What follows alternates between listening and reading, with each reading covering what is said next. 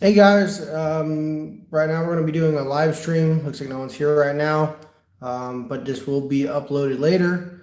So if you join in during the live stream, welcome. Basically, it's going to clean a couple phones. It's going to be questions and answers. If you guys want to ask me anything, go ahead and shoot me in the chat box.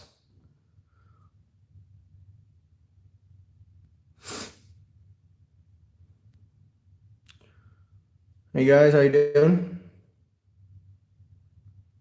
For some reason, my chat isn't coming up. Let me see. Do you guys know how to use the YouTube Live?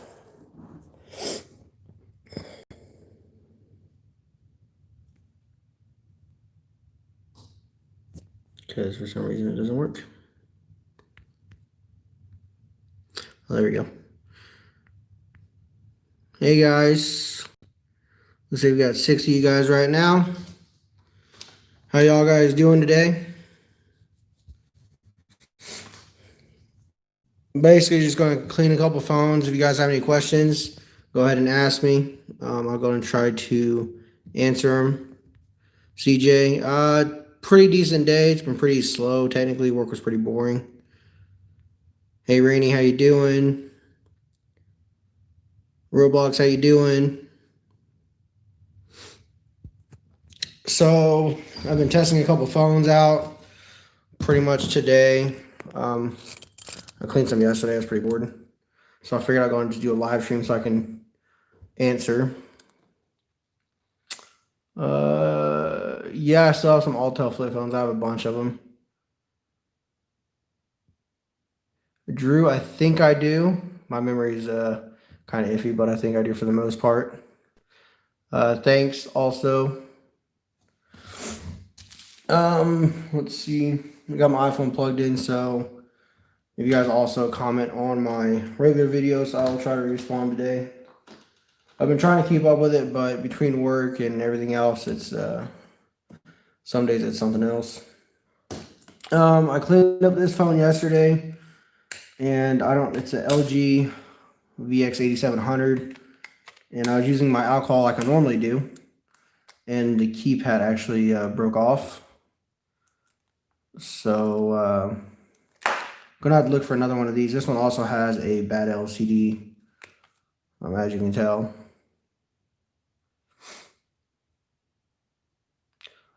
This will probably actually be my oldest phone. I just got it recently. I didn't make an unboxing video. I totally forgot. It doesn't work that I'm aware of. I don't have a charger, but this is probably my oldest Altel phone. So there's the inner LCD, and you see it's got some issues, and the outer one, and the keypad. So probably gonna do a drop test on this phone. I don't really know what else to do with it. I picked up an iPhone 4 as well. It's iCloud locked. The screen shows a lot of scratches, but the back's good. So I might take parts off of this one. A Samsung A560, A650, okay. I think I have a Samsung, it's a E440, I think, something like that, E990. Let me see if I can find a picture of it on my other phone. It's from a different area. So I can pull it up real quick. I do have a big phone collection. I've been collecting for a while now. I have an original video on YouTube that I made probably 9 years ago. I don't have my account password for that account anymore, but I will link it probably in the comments of this when I do find it. Like I said, probably about 9 to 10 years I've been collecting. I'll show that video, and some of the phones I have in that video I still have to this day, and then some of them I end up getting rid of. Well, that's cool. What models of phones did you get? My first phone was I think I actually have it here. Let's So here's my first phone that I ever had. It's the Samsung A560. It is with Sprint. This was my first phone. It does still work. Taking really good care of it as it was my first phone. And this was basically when I started collecting. My grandparents ended up passing it down to me when they got an upgrade. So keeping this little pouch. I have a couple, another A560 right here. This one, as you see, it's in really poor shape. I think it does work though, if I remember right.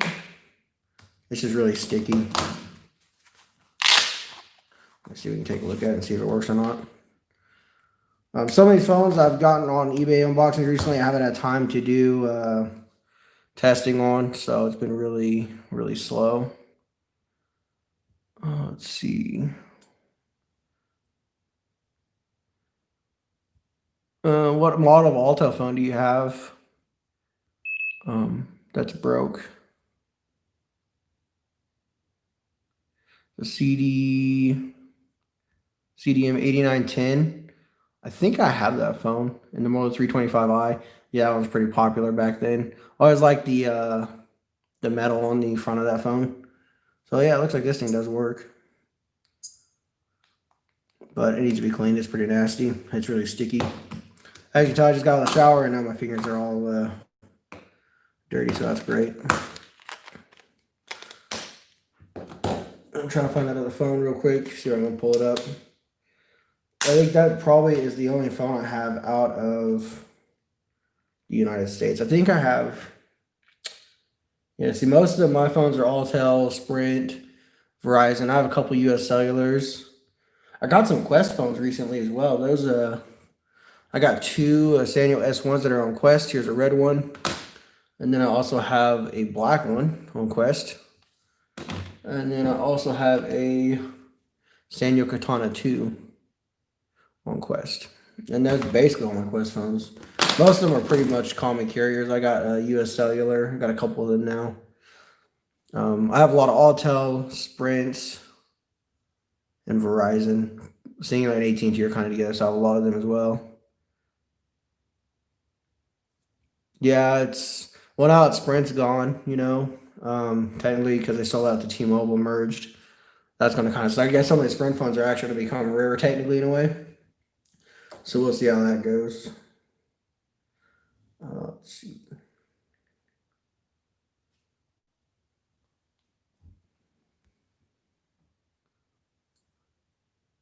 Sanyo phones are on Quest. Yeah, I really haven't paid much attention to Quest.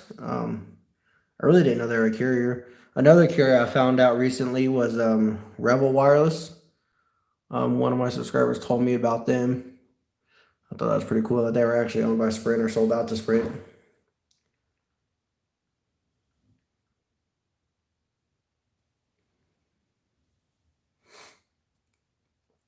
And 4 months ago, you have 30 phones. That's not bad. It's taken a lot of time. Embark, I don't think I have. It sounds kind of familiar. And that phone that I have that is not in the US. Actually, I have another phone that's on Rogers. The other one I have is a Samsung E900. I have this one, and I think it's unlocked because it doesn't have a carrier. But this is probably the closest one I have that's not in the United States. HTC Evo 3D. Those are pretty cool. I always wanted to get one of those. I might have to. I did not know that. That's pretty crazy. I think I watched that video on Bradley's phone collection on that channel. I'm pretty sure I watched that one. He had a good amount of flip phones on there too. My first Nokia phone. That is a good question. I wouldn't even begin to know that one technically.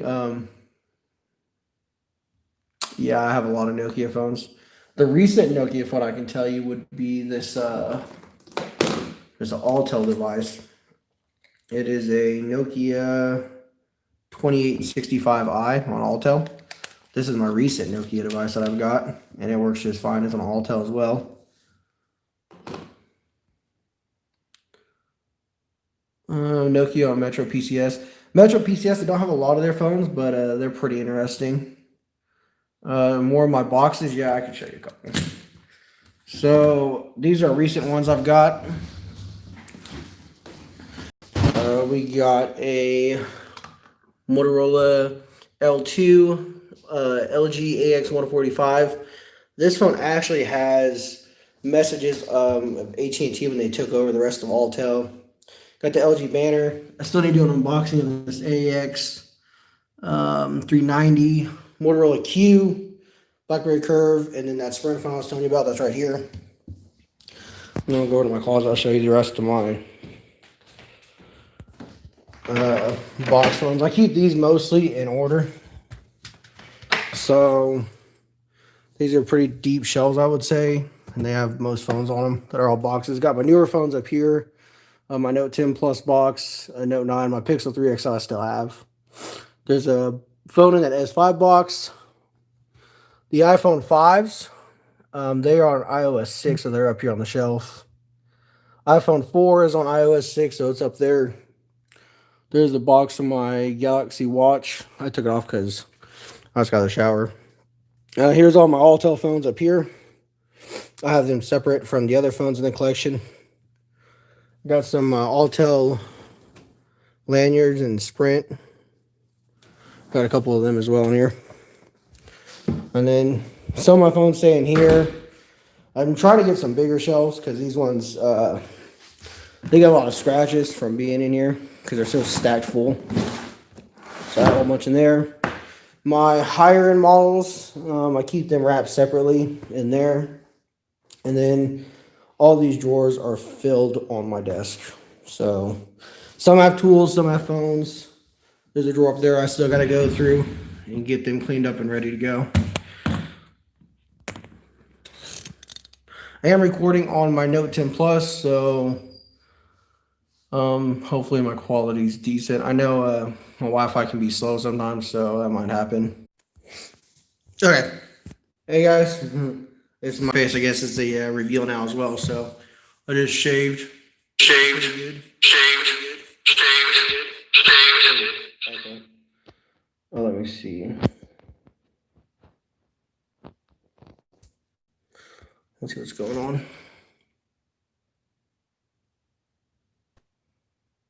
Yeah, Robux, I did see your comment.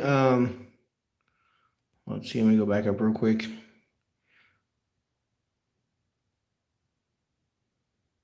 I did not know that about Sprint.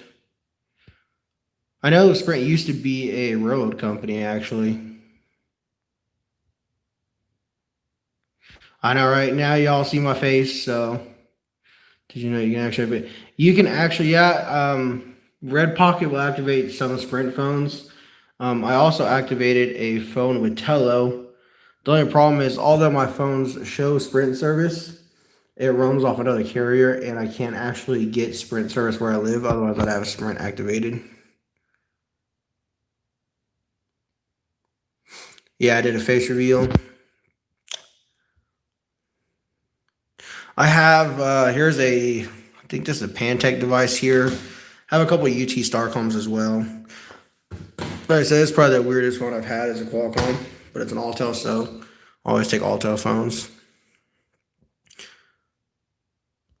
Yeah, I'm not sure how Sprint's going to go. I know I watched a guy that does a lot of network reviews and talks about them. It's SMT on YouTube. And he was talking about the T-Mobile and Sprint merger, about how that's going. Simians, yeah, I've had a couple of their phones. I don't have no more, but I had a couple at one time. Sanyo SP3100. The batteries on those, yeah, they're pretty cheap on eBay. That's a good thing.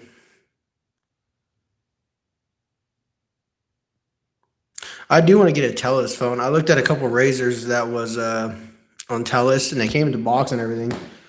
But sadly, it went too high, and I wasn't going to pay that much money for it, so I went ahead and passed.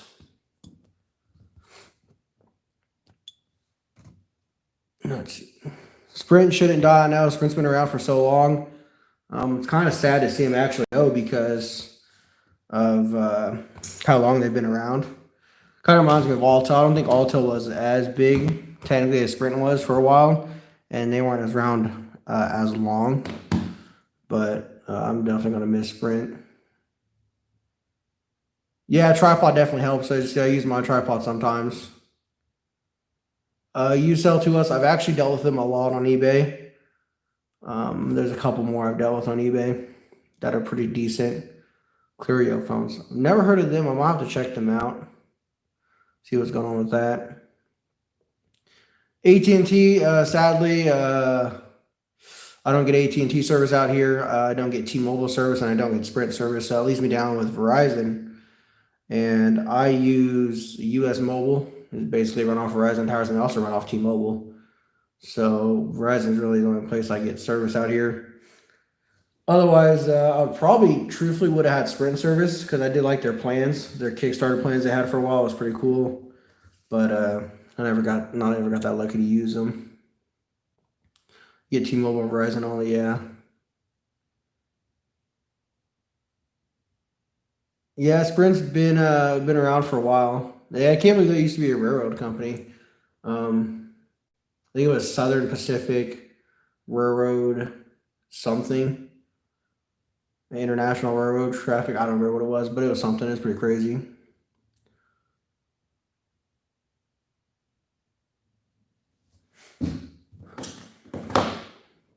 And this phone, the first camera phone, actually, I tried to do some testing on it. See Sanyo.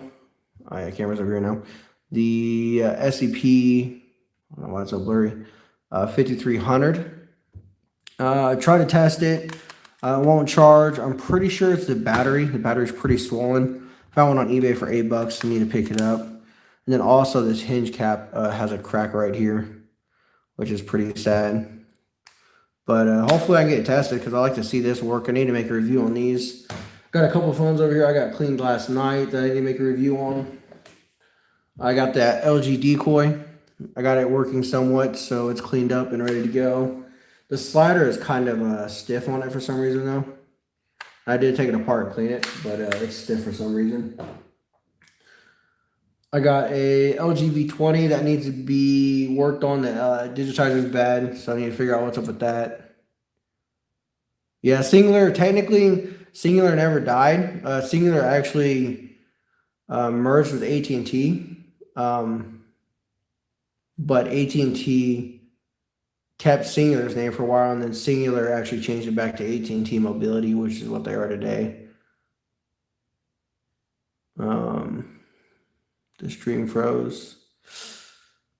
Yeah, like I said, guys, my Wi-Fi is kind of iffy out here. It's really the only Wi-Fi company I could get, so the A950. Let me take a look at that model. Sometimes I don't remember them right off my head. A950, is that what it was? Yeah, A950. Yeah, I have one of those as well. My front display on mine is actually cracked, so I should get another one. Like the LCD is good, it just has a crack on the plastic housing. Ring, yeah, I understand. Yeah, I used to have my personal account mixed in, but then I just swapped over to Tony's Phone Collection. I just use that on all my YouTube channels because it's just easier instead of swapping back and forth. My current carrier that I use is US Mobile. I pay $57 and I get unlimited talk, text, and data, which is, I think my cap is technically 50 gigs before they cut it off. And then I also have hotspot, and I think there's a ludicrous speed option that I also have. Let me pull up my US Mobile. I've used them since April, I think it was, and I haven't had any problems with them. There is actually one problem is some of the Samsung phones don't work all the time, and they have a hard time getting the APN settings to work. But I haven't had any problem on my Note 10 Plus yet, so that's always good. So this is what I pay on my plan right now, $57.92, and there's all my I guess build pieces, I guess you want to call it, unlimited everything, ludicrous speed, and I use my hotspot at work, so I have to have a hotspot. and 5792 is what comes out. Works pretty good, but I've used them for a while. So yeah, pretty cool. I do like them. Hey Demon Dude, how you doing, man? I haven't heard from you in a while. Got 100 subscribers. Subscriptions. You know, subscribers, they come and go. I know sometimes when I look at mine, I'm up ahead like 2 to 3, and then sometimes it goes back down. It just kind of goes up and down. But another thing I don't do is I don't force people, like in my videos. I don't tell you guys to subscribe. You know, I know a lot of YouTubers who do that. Technically, the way I feel, if you guys want to subscribe, you can subscribe. If not, you know, you can come and watch the videos whenever you want. US Cellular does still exist. Yeah, there's one about an hour and a half away from where I live.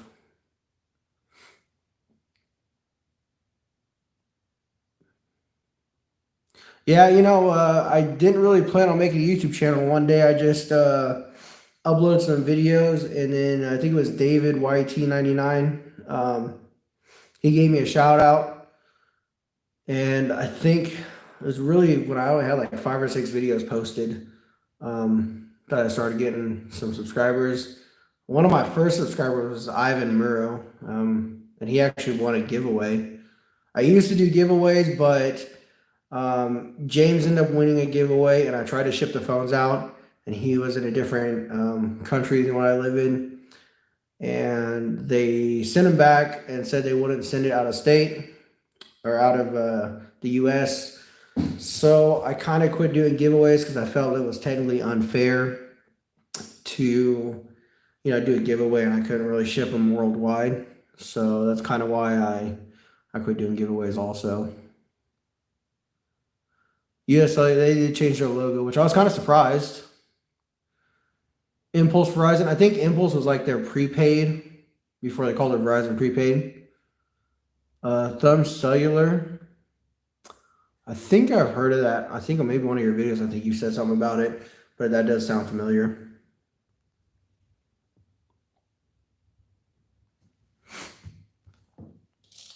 Let's see. So I got this Motorola Rocker Z6M, I think it is. This top housing piece. This one I actually drop test if I remember right. And then I got this one, but the this is US Cellular, I think it is. But the screws are pulled out from inside the housing piece.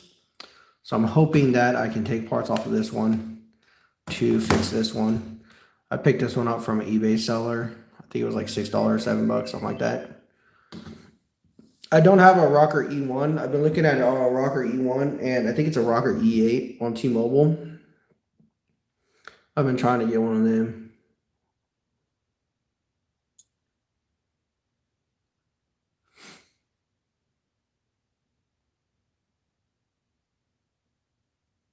Michigan. I actually ordered parts of my 4-wheeler, and they're coming from Michigan, actually.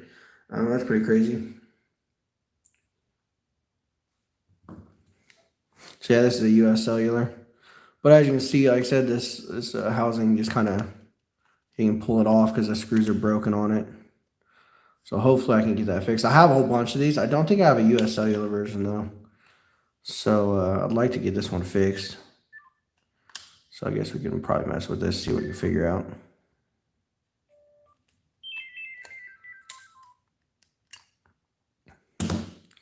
So as you can see, there's supposed to be metal inserts inside this piece that these screws will mount into.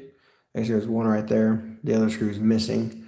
And they have pulled out of the housing, which I think to fix that, I'm going to have to buy a new, this piece right here, the whole upper housing lens. So I might have to, because this one's completely broken and destroyed, and there's no way I can get parts off of this. It was already broke when I drop tested it, but it was, I think it still works actually. Let's see, I don't remember if it does or not. I think this was actually a Metro PCS phone, but it had a lock on it. I can't even remember what's wrong with it now. Maybe it doesn't work anymore. But yeah, it used to be a Metro PCS phone. It had water damage. I had a passcode on it and all kinds of stuff, and so that's why I drop tested it. It's pretty much useless. I tried to get past it, but I couldn't figure it out. So, and I have so many of these. I'd rather have kept it because it was Metro PCS, but sensing I couldn't figure it out, I just wasn't worth keeping around. It was in pretty poor shape when I got it.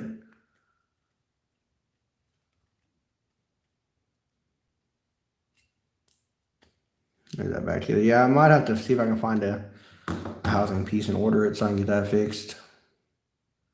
I'm planning on doing ringtone videos pretty soon. I'm actually going to change the way I'm doing my ringtone videos and my reviews.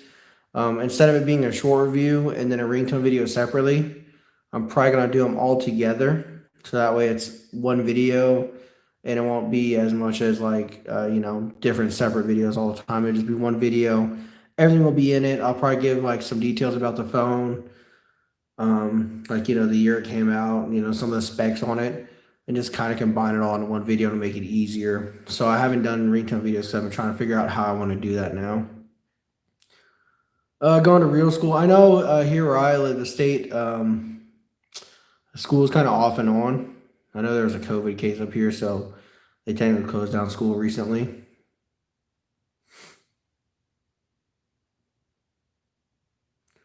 88 phones in a year and a half. That's not bad. It's pretty decent, actually. Do I have an LG VX 9200? Let me look up that phone and see. I usually can't tell by the model number sometimes, but I can tell by the way the phone looks. The 9200, which is the MV3. Yes, I have, I think, a dark blue one. I think I'm pretty sure I have a dark blue one. It's probably on my channel. You could probably look it up. Just Google MV2, MV3. Yeah, LG VXs. There's a lot of them. There's a good amount of LG phones with Verizon and Altel. Yeah, I understand the eBay. They can get expensive. I mean, with shipping and everything, they add up pretty quickly. Technically, I got a trade going on with RetroCom, so these phones up in the corner minus this Altel phone, like those ones up there, those are going to her. Now I'm getting some phones in trade. She's also sending me a charger for a Motorola StarTAC. Talk to her about that. Yeah, see, that's where I get most of my phones. eBay. I've used Macari once. I bought a Altel Razr 2. I think it's a B9M.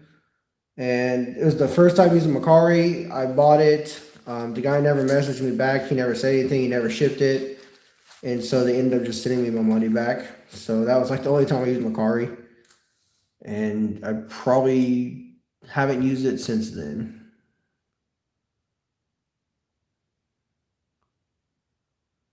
Yeah, $200. Yeah, that's a lot. If I would figure up all my phones, let's just say like guessing $5 a piece. I think I figured it up one time. It'd be like $2,000 to $3,000 I technically would have spent at one time. But it's branched out like 3 years. So yeah, Drew, what kind of phones do you have in your collection? How many phones you have as of right now?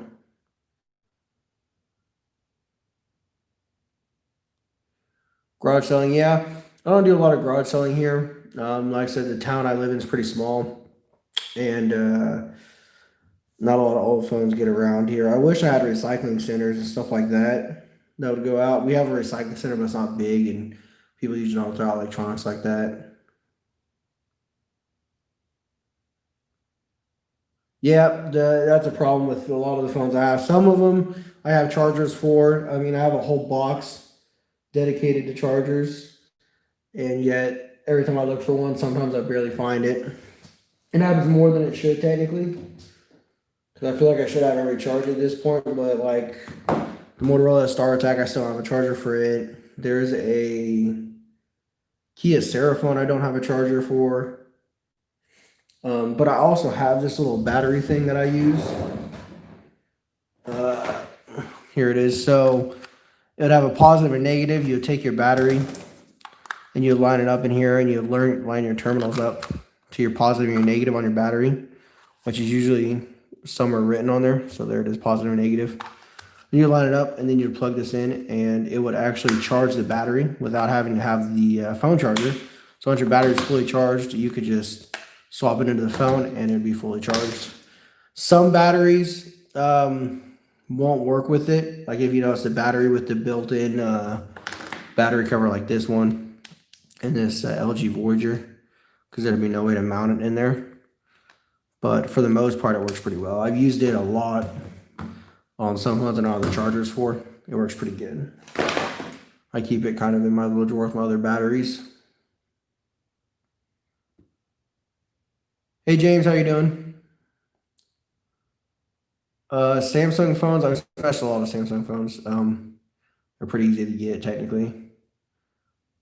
We don't have a Target in the town I live in. I work 30 minutes from the town I actually live in, which is a little bit bigger, but they don't have a Target there either. There's no recycling bins or anything like that, sadly. So I know there's a YouTuber, I can't remember his name right off the top of my head. I know he goes to Target bins and finds a lot of good deals.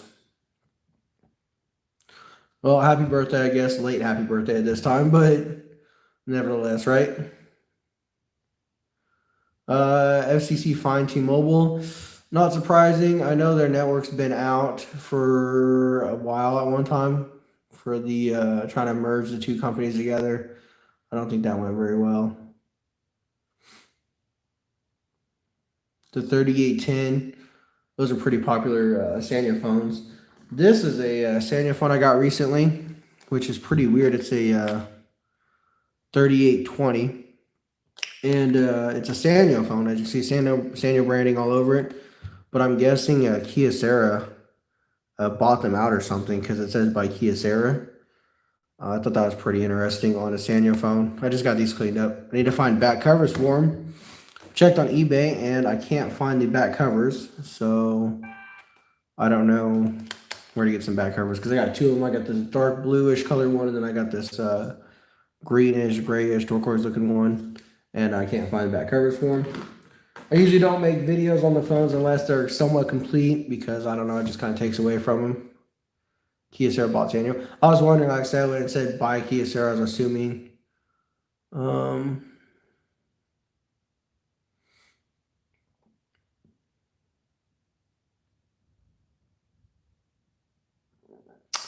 The Samsung SGH D500, I would imagine it would charge it as long as it's kind of like a battery like this where the battery cover isn't, the battery and battery cover isn't merged like the Voyager. If it's kind of like a battery like this, as long as you can line up your positive and negative terminals, you can usually charge about any battery with it.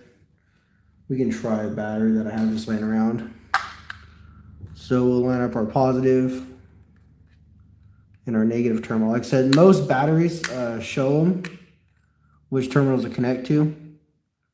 So it makes it really easy and make sure you don't get them wrong because, you know, lithium batteries can be dangerous. So it also tells you the percentage of the battery roughly. This one's look like it's about 50%. So if I was to plug this in right now, it would just start charging the battery and it will tell you when it gets to 100%.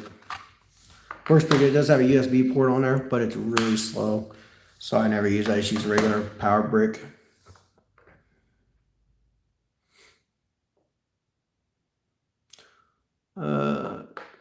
Sanyo makes TVs, yeah. They also made car stereos at one time. If you look up on YouTube, Sanyo car stereos, they actually made car stereos for a while as well. SP8100. Those are pretty decent phones. A lot of Sprint, I think mostly Sanyo phones were on Sprint networks or Quest, because Quest was part of Sprint. I really don't see very many Sanyo phones on other carriers. It's kind of interesting now to think about it. I got that battery charger on eBay. Let me see, I'll pull it up on my phone and show you guys, and you can kind of look, see. It was only like 10 bucks if I remember right. It was pretty cheap. I wasn't expecting it to work as good as it did when I first picked it up, but I will probably never get rid of it because it works really good. Let's see. Look, I actually found the exact same one. Purchase item May 23rd, 2019. It was $5.99. I can give you guys the item number. and you can type that in on eBay search, and it'll take you right to the product. It's going to be 1129280500208, and that'll take you right to that. And that's what I bought, and I've used it since. Okay, Rainy, we'll see you later.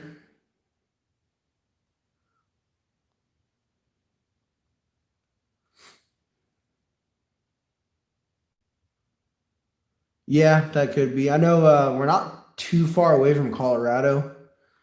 Let me kind of see how far I am roughly, because I'm thinking about it. It's kind of interesting. I've been to Colorado once. My mom's car broke down. I ended up having to tow it back. And it was a long drive, though, for all night. I was pretty tired after that. I don't know if you guys remember the video I made about my truck, the white Silverado that caught fire. I actually recently just got it done, got it tagged, and that went pretty decent.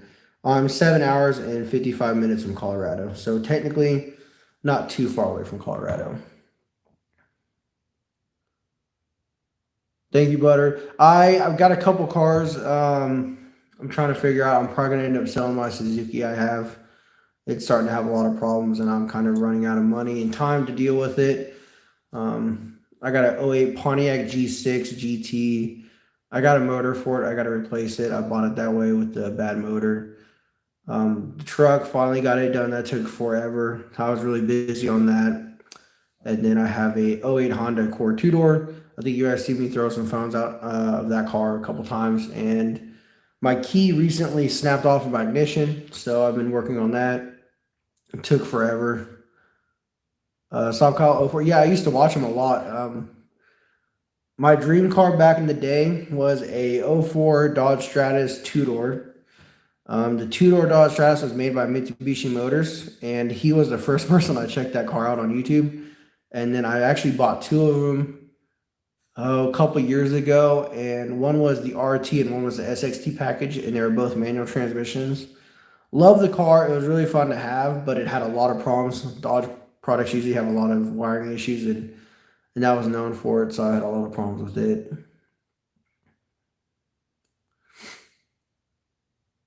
And the S10e, those are really good phones. I had an S10e. It was the Flamingo Pink, I think is what they called it. I used it for a week or two, and then I wasn't really excited as much about it because I'm used to using high-end phones. But the S10e was definitely a good phone for the price. Technically, definitely beat out the iPhone XR at the time it was released. An iPhone 3G for $1. That's not bad. iPhone 3Gs are really cheap. I have a friend that's got an iPhone 2G. He's got two of them, but I've been trying to get my own, so I'm trying to get one of them.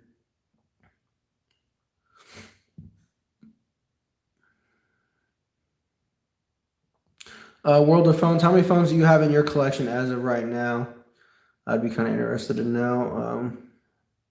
The A660, I think I have one of those actually, right here, yeah.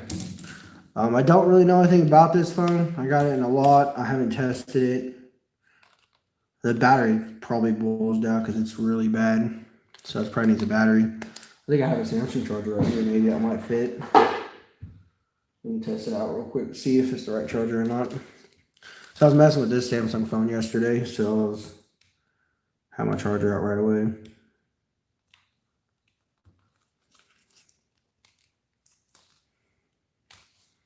Well, yeah, so it works. You can see the typical rubber glue stuff. I don't know. It's like some kind of rubber bumper that deteriorates over time. It's got some of that blue stuff because I got this one and this one together. And I think there's two more phones with it. I think this one was with it. I think the Sanya maybe. I couldn't remember. It's been so long, but I get a lot of random phones. I do post some phones on eBay. Not a lot, but I do post them on eBay. I just sold a lot recently. So I might post a couple more because I have a box over here ready to get rid of a couple of them that I either have so many models for them that I don't know what to do with them, and I've already drop tested some of them. I got a lot of that going. Mario, catch you later.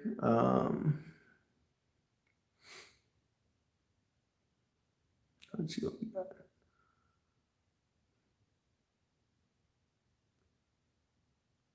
Yeah, iPhone 3Gs. I know their displays have problems. I always liked the 3G series, how the LCD was separate from the glass. I thought that was really cool. You could also tell the gap, but it was really cool to have something modular like that, especially from Apple. You never see Apple do anything like that nowadays. Yeah, I think this one needs a battery as well, but it seems to work. Yeah, the battery's gone in this, which, like I said, not surprised. They usually do. It's kind of common, especially on Blackberries. Blackberries really go through batteries all the time. I know BlackBerry phones, when you turn the phone off, it still draws power no matter what. So if you have a BlackBerry phone sitting around and the battery's dead, it will keep trying to drain that battery until there's nothing left, and then you charge it, and then the battery blows up. So, or explodes technically, not blows up. But yeah, yeah. Apple, not surprising. That's nothing unusual. Um, I know the iPhone 12. I watched a YouTuber. He took it apart and he swapped the motherboards in the iPhone 12 or 12 Pro. Can't remember. And it looks like the camera's now paired, the battery's paired, the screen is paired. The Face ID on these, I know, is paired, so you can't really change the screens out unless you have all that stuff to do it. Here's my US Mobile. I use an iPhone XS Max and a Note 10 also. Um, I don't know, like I prefer the Note 10, but there's some things that iOS has over Android, and there's some things that Android has over iOS. So I just have them both. I don't know why. Yeah, Hugh Jeffries, there he is. Yep, that was a guy. Let's see. More war. Yeah, yeah, it's nice to see you. I watched a couple of your videos.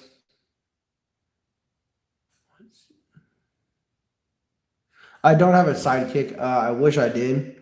I was looking at a link on a couple of sidekicks on eBay, but they went way too high, and I didn't want to spend that kind of money on them, especially if they were untested. And I think they were made by Sharp, if I remember right. And I don't have chargers for Sharps at all, actually. Apple wants money. Yeah, I know. That's the way they are. I guess you can become a trillion-dollar company by giving people chargers, right? I thought that was kind of. I don't really like that. I didn't like Samsung getting rid of the headphone jack after they mocked Apple for it, and Samsung made that whole list of videos about mocking the dongle and all that, and then they got rid of the headphone jack. I think it was like one or two phone generations later. So that was kind of funny. They're expensive. Yeah, they're repairs. I don't know if you guys. I do have an Instagram account. It's Tony's Phone Collection or Tony's PC, something like that. I had another iPhone XS Max, and not the light. The back was cracked. I bought it from a friend, and they wanted an extraordinary amount. I think it was like $400 to change it out, and so I just did it myself. It actually worked pretty good. It was a lot better than I thought it was going to be. Definitely a lot of screws. It was really time consuming, and the only thing I actually ended up damaging was the microphone underneath this camera. You see, there's a hole right underneath that flash. I didn't realize there was a microphone under there. And when I picked up the flash, I actually ripped the microphone. So I made some draw test videos with that iPhone, and then I realized that the mic was messed up, and that is why, because I accidentally broke it. But I ended up getting rid of that iPhone, and then I picked this one up. So yeah, I use it. The only thing I really like about iPhones is iMessage and the FaceTime integration. That was pretty cool. Pretty much, yeah, that's about it. The iPhone 5C that I got from Demon Dude, yes, I have it here in my drawer. My brother tried to use it, and I wouldn't let him use it because it was too nice. So here it is. I have it in here, nice and clean, kind of. Like I said, all my touchscreen phones. I need to still do my phone collection video of that. All my smartphones stay in a separate drawer for the most part. Touchscreen phones, even Java phones, because I technically consider them smartphones because they were ahead of the flip phones and bar phones and that kind of stuff. So I kind of count Java phones as smartphones. They were somewhat more advanced than these, but not by much.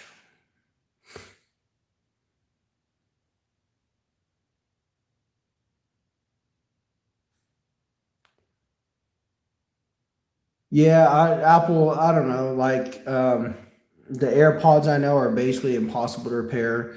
But I don't like how Apple says that they're getting rid of the charger and all the headphones and stuff for eco-friendly stuff, but yet you can't repair the battery in an AirPod. Everything glued together. I don't know. And then like the charger they give you, they give you the USB-C cable, which only the iPhone 11 Pro series came with the USB charging brick. And they brought the MagSafe, which I don't know, seems cool in a way, but I don't use wireless charging. I have a Samsung fast wireless charging by my bed, but every night I plug my phone in because it's just so much faster with the included USB-C brick they gave you with the Note 10. What carrier is going to be that Motorola Razr V3? Let's see, headphone jack on my STD messed up. Yeah, the headphone jacks. I do miss my headphone jack. I recently traded this phone for a Note 9, but they couldn't get it to work on US Mobile. I don't know if it's an APN setting or what, so I just went and traded, got my iPhone back because for some reason it wouldn't work. And when I had that Note 9 for a day, I used the headphone jack, and it was really nice to have because the Note 10 doesn't have a headphone jack either. Victor, the best way for him to collect phones, the cheapest way would technically be going to garage sales or, checking on eBay. There is a seller. Let me pull him up. I think it's You Sell to Us actually. And they have a really good amount of cheap phones. They're like $5 a piece.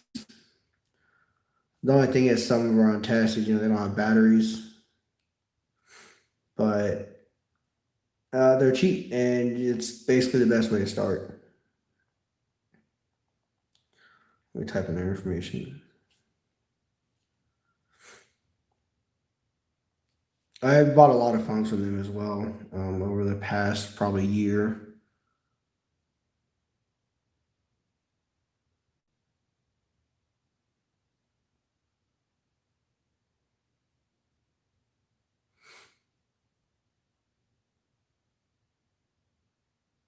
That's kind of interesting. Can't connect the iPhone 12 to iTunes.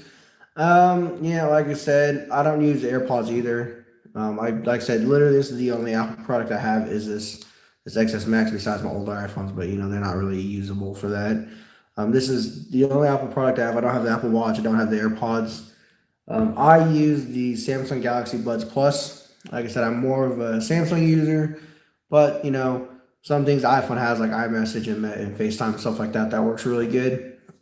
And Samsung, they got Google Messages you can download, but it's not the same because not everybody's going to be using Google Messages.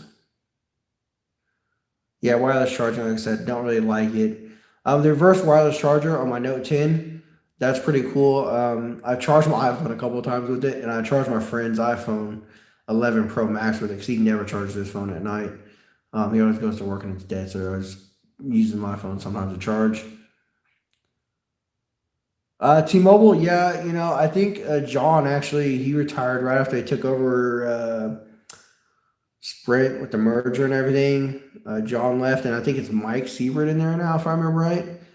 And yeah, not too sure how I feel about that. Yeah, I believe Samsung has been leading the way. I mean, like when people compare the new iPhones, and they're pretty much the same phone over and over and over again, besides adding a camera. Like the new iPhone 12, you still ain't got updated refresh rate. It's still a standard, I think 60p or 60 refresh rate that they've been using forever. The Lightning, that's never going away because they make too much money off of that. I don't know. It's just not really an iPhone person. Lego guy, we'll catch you later, bud.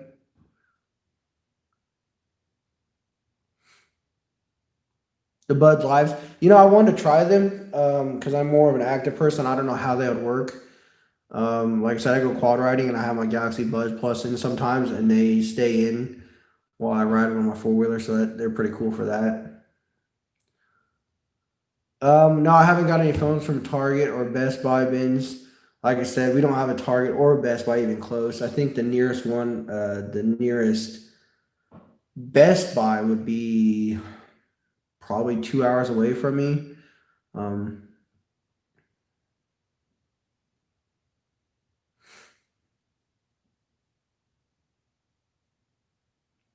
yeah, T-Mobile in Europe and UK because I think they're owned by things like Dell Telecoms or something like that. I can't remember off the top of my head.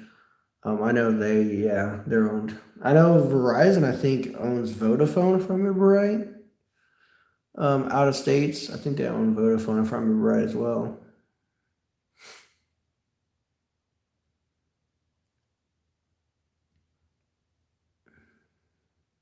Yeah, Best Buy. I don't know. I haven't been into Best Buy in like forever. I'm pretty sure back when I was little, my parents they went to a Blockbuster, and that was probably the same time I went to Best Buy. And it's been that long. Like I said, usually I do all my shopping online. Um, I got a friend in the town I work, and I get all my phones through him. He buys and sells newer phones, so I get all my phones through him at a really good deal.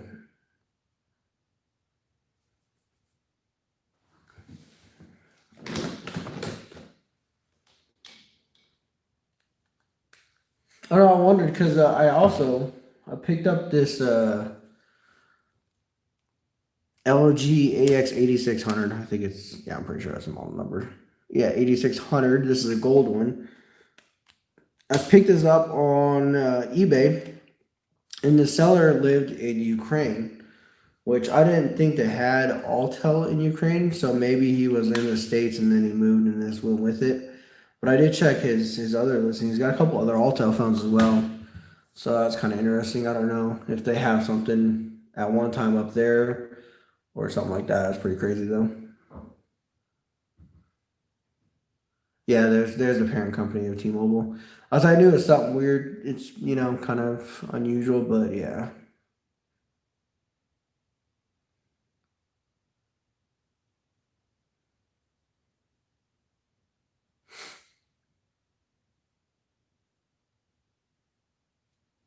So yeah, this is also my first live stream, guys.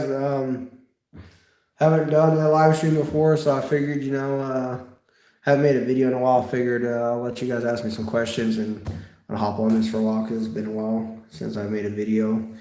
I've had like a time or two. I've taken like a month apart from posting videos, and it's more like a time thing. I see I got plenty of phones to film. It's just more of a time thing, also. I do have, I think, one Metro PCS phone I'm going to be filming pretty soon. Um, I don't have any Metro by T-Mobile phones. Like I said, don't really collect newer phones unless it's a daily driver, really, or I get a really good deal on it. Also, you live pretty close to a Best Buy and Target. I don't know about like the Target bins. I've heard a couple YouTubers go up there and pick up phones. I don't know how that works. Um, that'd be pretty cool though. I think it'd always be fun to try it. How many Motorola razors do I have? Including the V3 series or like the V9s and all of them. I don't know. I got a lot. I'm gonna take a look at the drawer. Make sure some of this stuff is in put up here. So inside this drawer is most of my razors. There's double stacked. So razors. I got razors up here. Here's just some rare phones that I thought was worth putting up here. And then under here is my Razor 2s, and that's basically all the way up to about here with Razor 2s double stacked all the way. I got the V3 XX, the Ferrari edition, the blue one and the black one. I traded off the regular V3 to Retrocoms. I got the V3T, I think it is. It doesn't have the right back cover on it because I didn't have it, so I just kind of threw this on there to hold the battery in. There's the Motorola V3R, actually. That's pretty interesting. I know there's a V3T I want to get, and then the V3i. on getting as well. I do want to get the new Motorola Razr and see how that goes. That'd be kind of cool.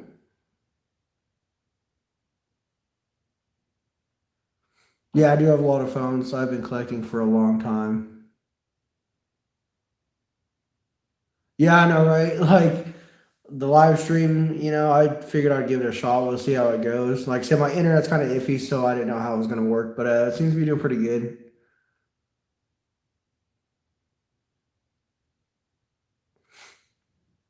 The Huawei. I don't even have a Huawei phone. Actually, I don't think. Never been a Huawei person. I know their phones are really good, but with the the Google ban from Trump and all that stuff, I don't know how that works. But always wanted to try a Huawei phone. Never had the time. Audio Vox 9900. Let me look at that up. I don't think I've heard of that one.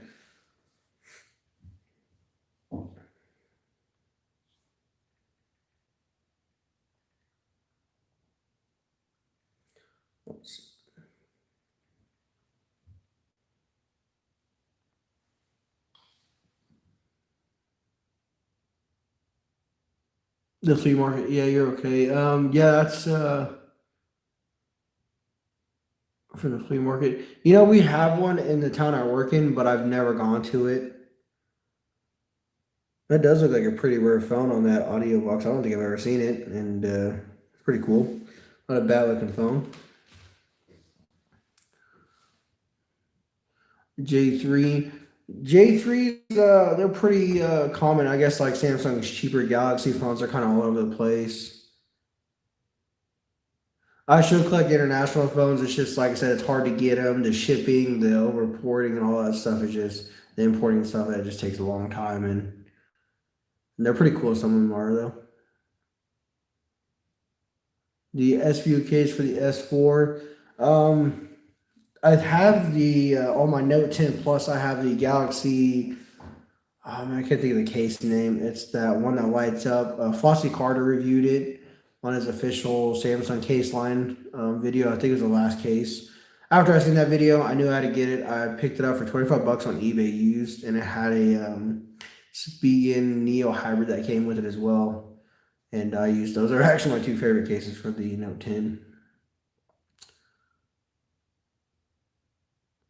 I have activated this Samsung A560. I activated it through Tello. It was like 10 bucks a month for call and text. I think it was unlimited too.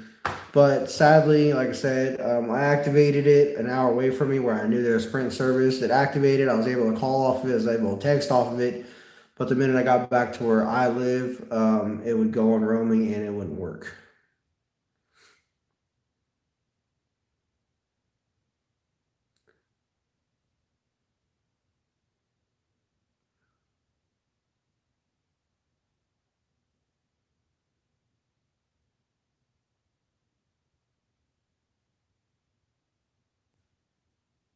Yeah, the phone numbers, they're pretty iffy on the phone numbers when they start up. I know Motorola's like always show the phone numbers. The way I figure it, I mean, if you guys try to call it, it's probably deactivated or someone else. So like, I don't know why it'd be the point of trying to call them. Verizon Wireless. I had Verizon Wireless prepaid, and then I swapped over because I had like $36 a month, and it was like 5 gigs of data, or 3 gigs of data. It was really terrible. And then I swapped over to Total Wireless, and I was paying 60 bucks a month for two phones for 30 gigs of data. And I had a lot of problems with Total Wireless. The customer support was crap because I think they're owned by TracFone, which Verizon's buying out TracFone, I guess now. But they were going through that. I can never get my internet was off and on all the time with Total Wireless, so I swapped over to US Mobile, and I haven't had a problem with them since.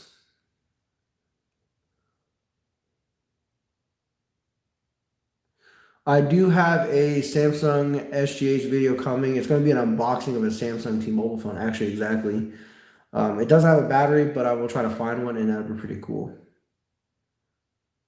The Motorola C168. Let me grab my phone. Don't think, like I said, model numbers off the top of my head. I can remember some of them that are pretty common, but some, just go right past me. I do want to try the Galaxy Fold 2. That looks pretty cool. I don't know how that'd be with me being an outdoor person and stuff with mechanics. It probably won't last very long. The C168i, I have one. I don't have a back cover for it and a battery. That's the one. I do have it, I just don't film it because I don't have that piece for it.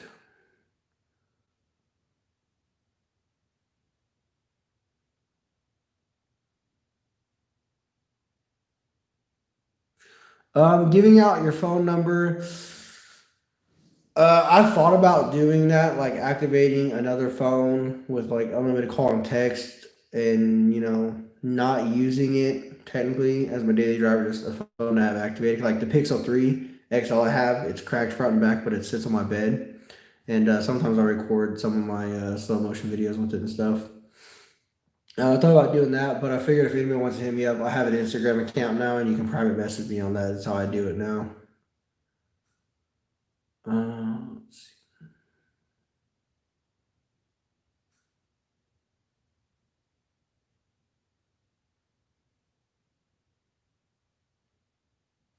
One Verizon phone, the U430. Yeah, that was a pretty common phone. Battery, yep. Samsung batteries. I have two of them right here that came in this M300 and M500. I don't remember the model of it. Yeah, the M500. I have a battery came out of it. It was bloated, and then one out of this. I think it's the A560. Yeah, A560. It came bloated, or A580. It came bloated, so I had to find a couple batteries for them. I have two M500 ones. They're both red, but one's in really poor shape. I'm going to take the battery out of it, probably sell it on eBay, and then keep that battery in there so I have both colors. Battery for yeah, Samsung battery is pretty common. I know on some phones you put a Samsung battery in it, and it used to like say invalid battery. I have that on Verizon phones a lot. The A560, yeah, I still have it, like I said. Keep it in this little pouch, kind of just hangs on my desk handle. I should do a review on it. Like I said, it's activated, well, kind of. I just don't get service out here, so sadly I can't use it.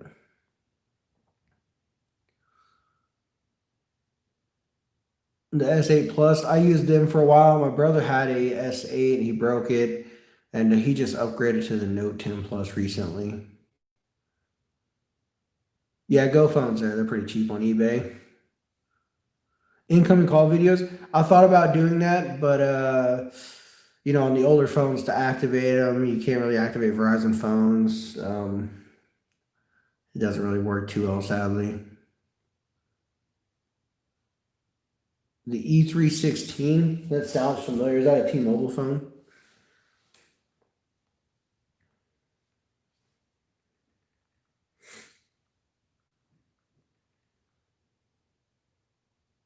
I'll say, yeah, I do have one of them. I think mine's on T-Mobile, though.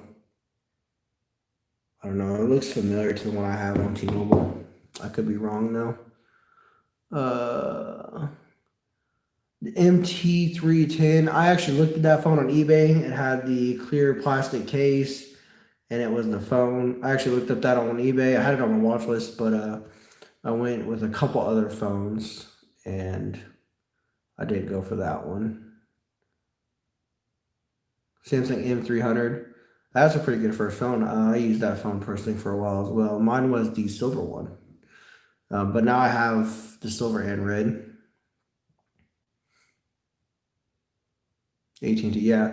Like I said, I didn't know AT&T had a phone similar to that. I think the one I have. Let me see if I can pull up my YouTube videos, and I'll show you which one I have.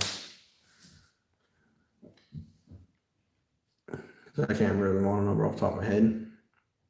Yeah, Sprint Wireless is no more. Pretty sad. Yeah, it came with a clear case. Yeah, I remember seeing it. I think when he took the picture of the phone to post it, I think it was the phone, and then the case was like next to it or on the top of the picture.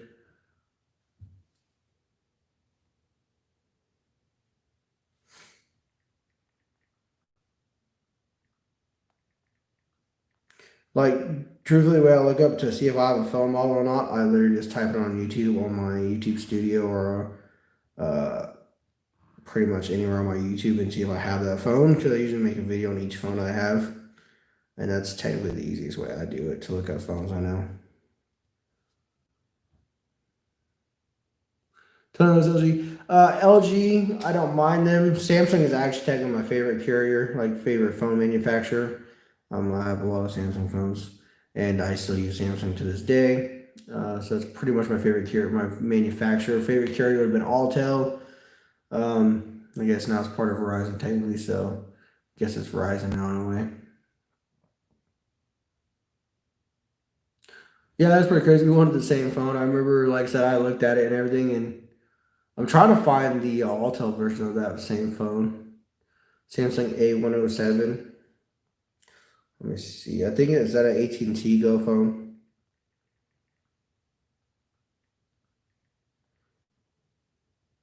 Yeah, I don't have that one. I know which one you're talking about, though. I don't have that one just yet. Yeah, the Boost Mobile version of the, I think it's the 3810, the Sanyo. I've looked at a couple on eBay. Actually, I just looked at one yesterday, and I plan on getting one. Just haven't found the right one yet. Try to find one in good shape, preferably with a box, but we'll see how that goes.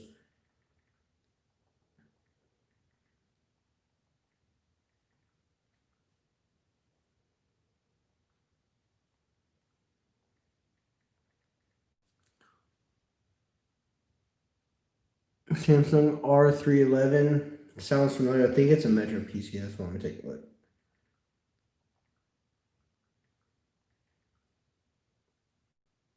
No, the Samsung Axle. I actually have one of them. Actually, I'm gonna grab it real quick and I'll show you. I do have a Samsung Axle. Let me go grab it real quick. It should be right here, actually. Oh, there. Didn't have to go that far. Here it is. I do have it. US Cellular. It does work and everything. They had some stuff glued on the back of it. I peeled it off. Technically needs a back cover, but it does work. It's fully functional. And it does have a good battery as well.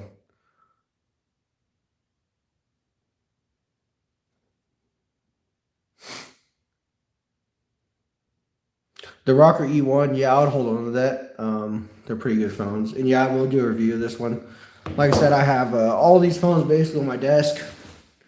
Need to have a review done on them. And then this tote that I have next to me, a lot of them phones need reviews on them. So I will be doing them, just trying to find time and stuff like that. Phones and repairs. Basically, what I do is anytime I get a phone, especially with COVID going on, I take it, I got alcohol and toothbrush, a rag.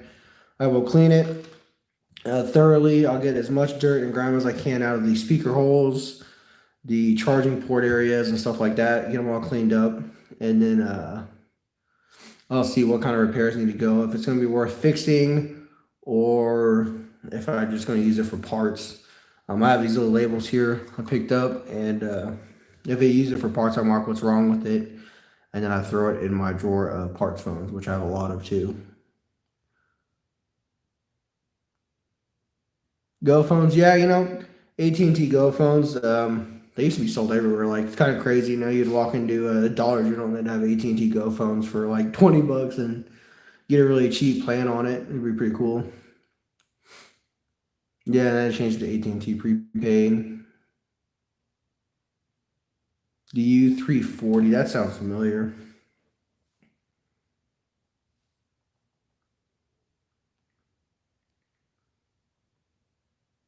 Yeah, Samsung Snap. Okay, I thought it sounded familiar. I have the Altel version, and I also have a Verizon. I had a US Cellular version of it, but I sent it over to Retrocons. It was pretty rough shape, and I think she has it if I remember right. Yeah, Metro PCS belongs to T-Mobile now. I think Metro PCS used to be part of Sprint, if I remember right. Can't be too sure on that one. I don't know who they used to be with until T-Mobile got them. The V188 from T-Mobile. Let's take a look.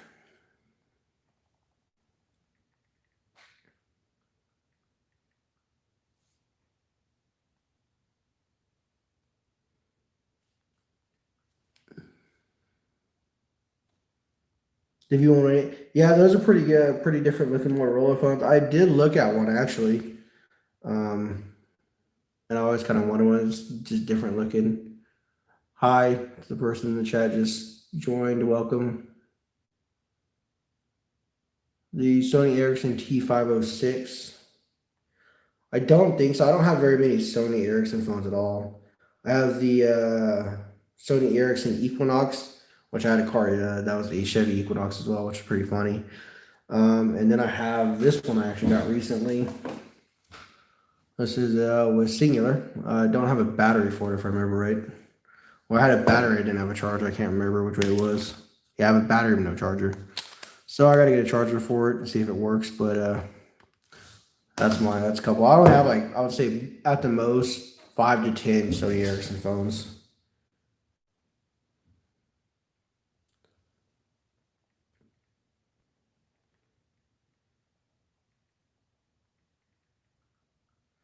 Let me see, what was it? The T506. Let's see if I can take a look at it.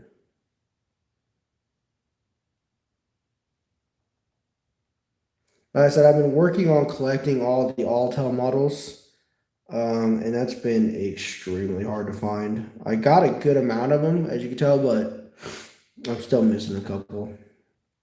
I do not have a TM506, I think is what it is. TM506 is what I pulled up, so I don't have one of them.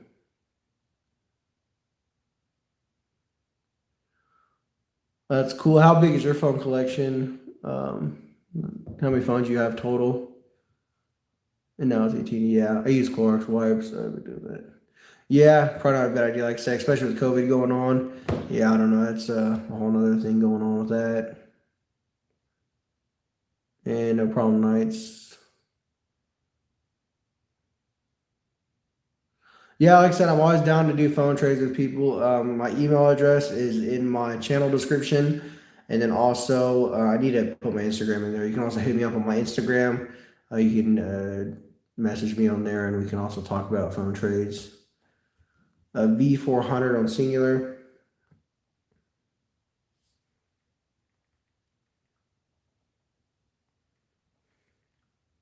Sometimes, like I said, also like I said, I'm really busy. So if I don't respond to your Instagram message right away,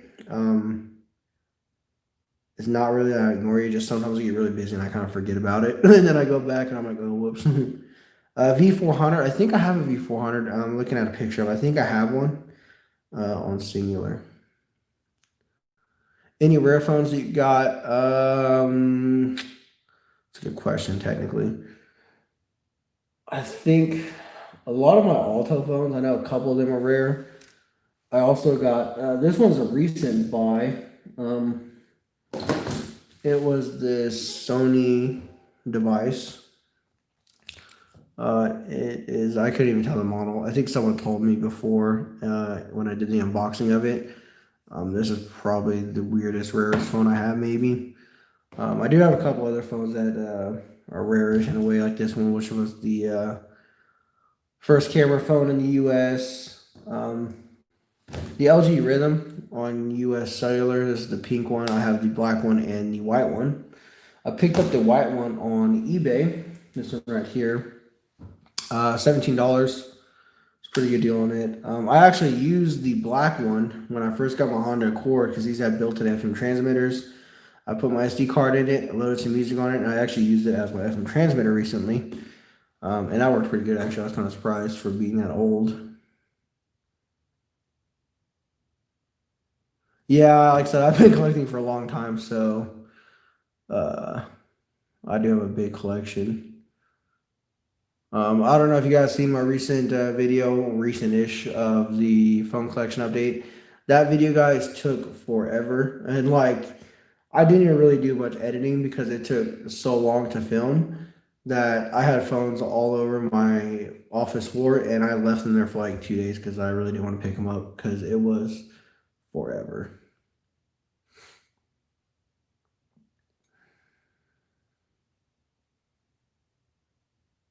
Yeah, I don't even know what to do with my broken phones. Like I have a complete box over there.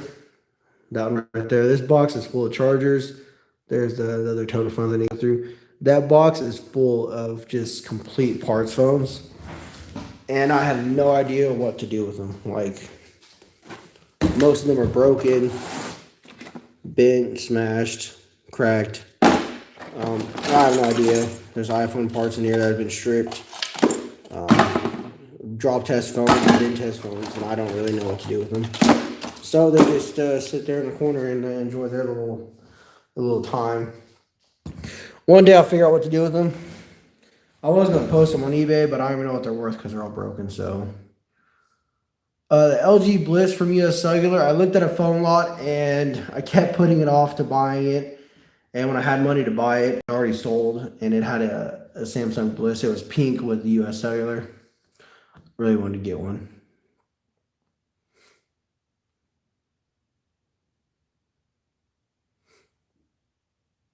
My phone collection.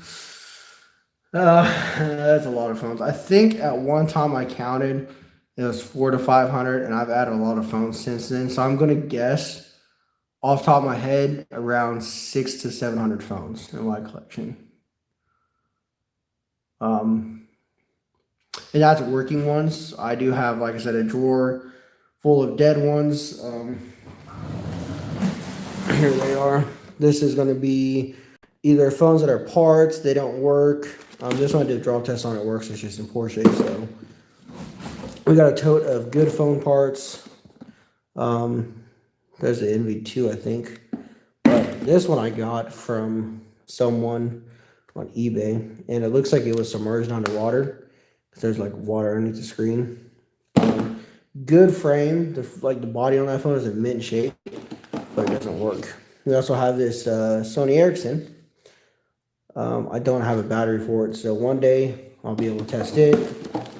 Like I said, there's a whole bunch of random phones. I know this one's got a broken LCD.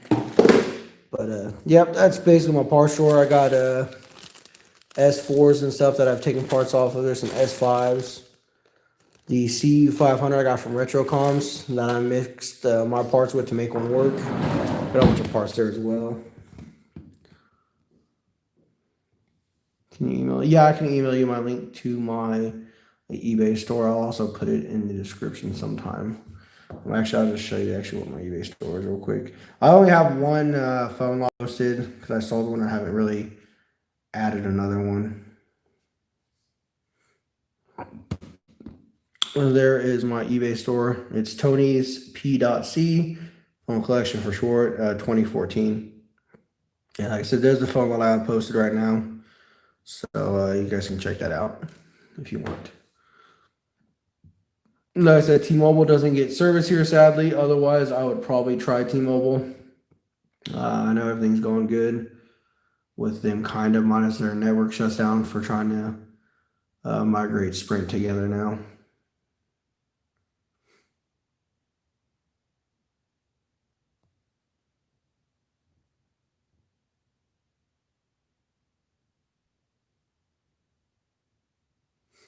Oh, really? Huh, that's kind of interesting that it didn't work.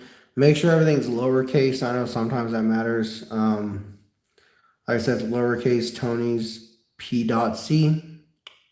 2014. There's no abbreviation on Tony's because for some reason it wouldn't let me do it when I created it the first time.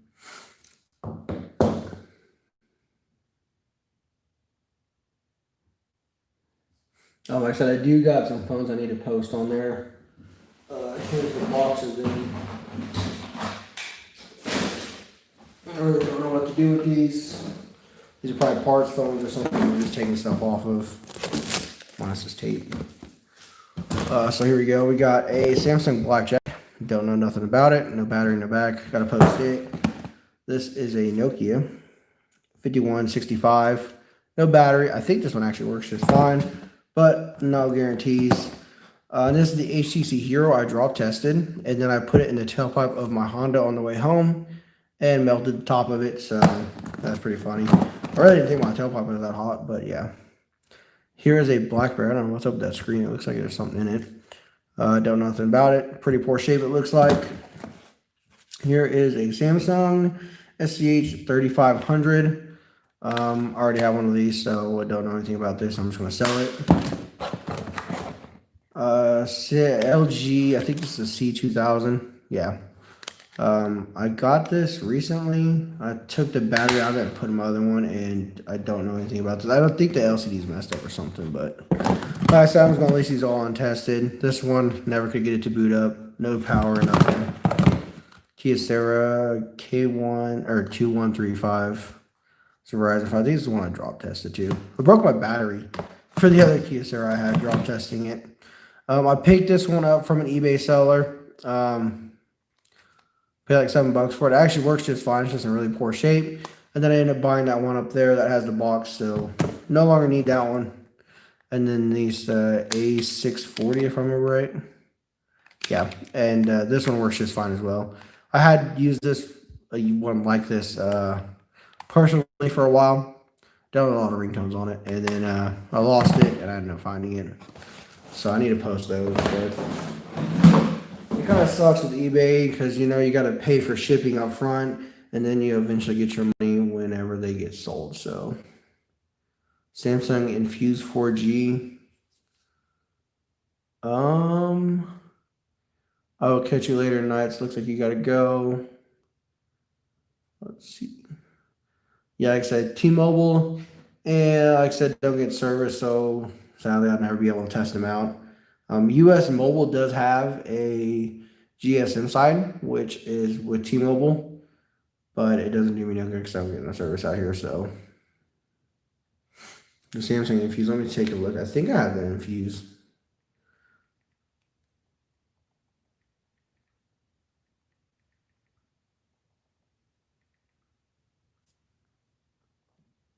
The Infuse. I don't think I have the Infuse actually. I'm trying to think the model I have. It's that one in the box. It might be the Infuse. You might be right. I'm not too sure.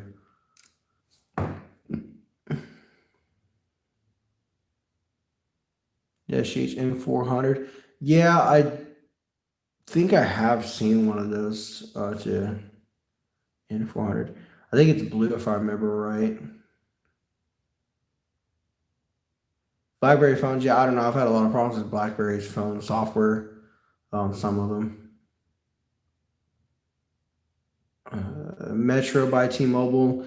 Like I said, no service with T-Mobile, which means I won't have any service with Metro. Kind of sucks in a way that I live in this one area where I really don't get much service, but yeah, you know how it is. Okay, yeah, I'm not too sure on the color. I think, let me look it up, the SPH N400.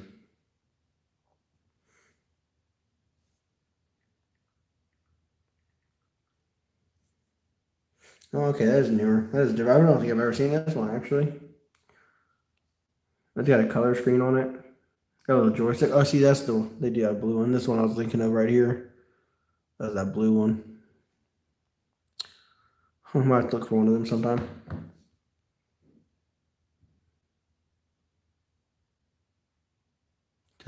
Yeah, I watched him. I'll have to check it out. It's on a Blackberry store. I'll have to look it up and see what's going on because that'd be kind of interesting to see. There was a more recent Blackberry phone I picked up. Here it is. It is a BlackBerry Pearl Flip, and it is a Alltel device, which I actually used an Alltel version back in the day, and I really loved it. And then my little brother play was it Brick Buster, if I remember right, on it, and then he washed it in the washer and it never worked again. So, well, I got rid of it and I bought that one recently, but sadly that one quit working and I just threw it away if I remember right. Yeah, I'll have to take a look at that and watch the boot up video of it.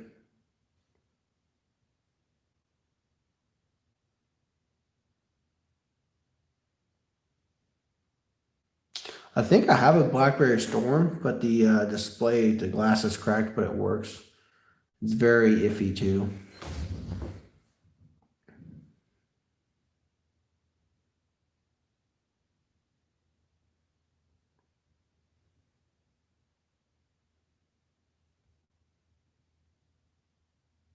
Yeah, the BlackBerry Pearl Flip, I think it's 8220 or 8230. This one is the 8230. The 8220 is the T-Mobile one. It works. Like I said, I don't keep my batteries in BlackBerry phones because they always drain the batteries and they start exploding and stuff. Or exploding. Keep saying exploding. Keep expanding and stuff. So I keep all of my BlackBerry batteries in a little bag, good BlackBerry batteries. And so I just keep them all charged to about 50% for a lithium battery, and then I just store them in this bag. Started doing that, and hopefully I will reserve my batteries because BlackBerry batteries are expensive to get for some reason. And every time I get a BlackBerry battery, they never work or they always have problems, like every time I buy one off of eBay. Stephen Liu, yeah, I watched them on YouTube before. AT&T's discontinuing 2G. Yeah, Verizon's discontinuing 3G. I guess they won't serve or help or change over any non-4G voice over LTE device now or something like that.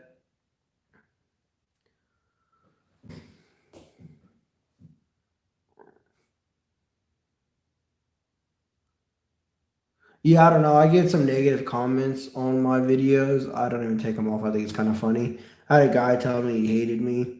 I had a guy tell me he disliked me. And I was like, I don't know what you want me to do. But I guess whatever it is, I don't really care. I mean, he watches it, so that's a view, I guess, right? I did have a guy tell me my video was useless and that he sat there and watched my video for me to get paid on it, which my YouTube channel is monetized, so that's why I do. It kind of helps buy my phones in a way, so that does work that way. My old office, well, my old house I lived in, I owned it. It had a lot of problems with the foundation. Um, the I think it was like 2x6s going across the floor, the floor joists. The house was settling and the walls were coming apart and the floor joists were going down. And so I tried to fix it and I just ended up saying I'm done with it. And I moved to this house and I sold that other house to a friend that I work with, kind of in a way. So I just said, yeah, I'm done with it. I wasn't messing with it. This house is bigger. It's got central air, where my other house I was using a wall furnace and a window AC. So this house is technically more efficient in a way, but it cost me a little bit more. But the good thing is my batteries on my phone stay a lot better temperature. Yeah, trolls all over the part of the internet. Yeah, it's basically what the internet is some days, it feels like. If you ain't getting useful information or, I don't know, being us just collecting phones, people out trolling. I think it's kind of funny. You know about the Galaxy Note 7? Yep, I had um, ordered the Note 7 when that happened, and I was in my order. I canceled because of everything. And then I looked for the Note 7 for a long time. I think Flossie Carter still has a Note 7. Um, and then there's a couple other YouTubers that have one, and it's pretty cool. I was looking for the Note FE, the fan edition, which would be technically the Note 7, but they had leftover parts. They made it in Korea, I think, or something like that. And so it's pretty cool. Basically, a Note 7. Yeah, the battery exploded because the process they were using, where they were making I think it was like the diodes or something inside the battery. They were curving at the end, and it was shorting out the battery, catching fire. Wasn't a good thing. But, I guess you learn from your mistakes. They haven't had a phone do that in I don't know how long, so I remember the iPhone, I think it was a 2G, had a problem with their batteries for a while. Flossie Carter, yep, I've always watched Flossie Carter. Funny guy, white shoes, who couldn't love the cat? I have a dog, so. Uh, yeah, I think it was like 2 weeks after it went on sale, they discontinued it. I think that's what it was. Something really, really short. I think it was like the shortest phone that's ever actually available that got canceled. It's pretty crazy.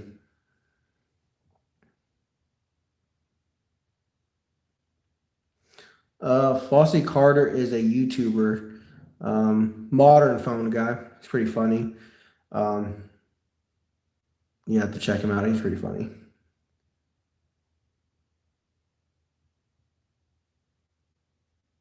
Yeah, I seen he did get one from the Target bin, the Note 7. I thought that was pretty cool. I heard that they made a software update that was going to go out to the phone, so when it died, that it wouldn't recharge, which technically would brick the phone. So I don't know if there was a way to stop that update or what, but I know that was like a thing that was going on about that for a while. Was they were going to do that? White shoes calm down. Yep, yep. The good old slogan. I love it. It's funny. Who couldn't like white shoes? That cat's funny. Always gotta love the quality control on the cables. That's pretty funny too. The ZT symbol. It is a Android flip phone. That is actually touchscreen as well as a physical keyboard. Pretty weird phone. I did use it on Verizon, my prepaid. I just pop my SIM card out and pop it in that track phone, and it actually worked fine. But it had a lot of issues, and I drop tested it because it was kind of a turd. So,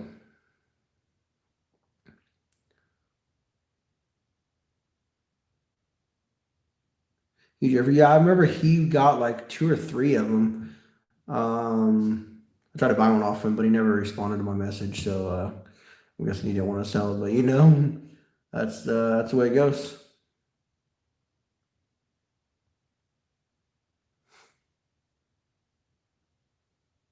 I do like to buy random phones too. I don't know, like any phone that I can get a good deal on that I don't already have, I try to pick up. I don't like to usually collect models of the same ones. I know, as I said, there's two of them right there, and there's like a whole box in the other room of them. But I try not to collect models that are too identical. I do like to carry some different carriers and different colors of that same phone, but I don't usually um, collect the same models over and over. Like I said, like I just bought that AX 145, and there's one up there, so I'll probably just get rid of the worst condition one. Phones of Pokemon. I've never actually been into Pokemon. Never really got there. Back when I was in school, I had a Nintendo DS. That was the Zelda edition. It was the gold one. It was like the coolest thing to me I ever had. And then I get stolen off my bus when I was going to school one day. And it's pretty sad. Let me see if I can look at it. I'll show you what it is. It was a gold, had the Zelda edition logo on it. I think it was like the first generation too. Yes, it was like nothing special, but it was like my favorite one. Yeah, right here it is. And there it was. That was the one I had. It was something similar like that. But yeah, I got stolen on the school bus one day and never could get another one. Sony Ericsson batteries, yeah. I don't know. I've always had this thing about buying batteries on eBay. They say they're new. They say they're a manufacturer and all that stuff. I don't know. Like, I prefer to buy a phone with a battery that's working as to buy a phone that doesn't have a battery and we have to hunt for a battery and then buy it and it not work and then I have to deal with the eBay seller of returning it or something like that. I've dealt with that so many times. With that Samsung U700 or 706, whatever it was, the Moose Auto, that took forever to get a battery for that phone. Because I did the unboxing of the Fail, that one, and then I had a battery that I bought before that, and then finally, I think it was on the third try, I actually got a battery that worked, and it was because it was like Alltel packaging. Yeah, the main phone I use two of them. I use the Samsung Galaxy Note 10 Plus, and then I have an iPhone XS Max. But I prefer Samsung. But like I said, there's some things on iOS like iMessage and FaceTime that I have an iPhone for. I've been thinking about selling it and getting something else. I was gonna trade it for another Note 10 Plus, but my friend didn't have one. So when he gets one in, I probably will be getting rid of the iPhone XS Max for another Note 10 Plus.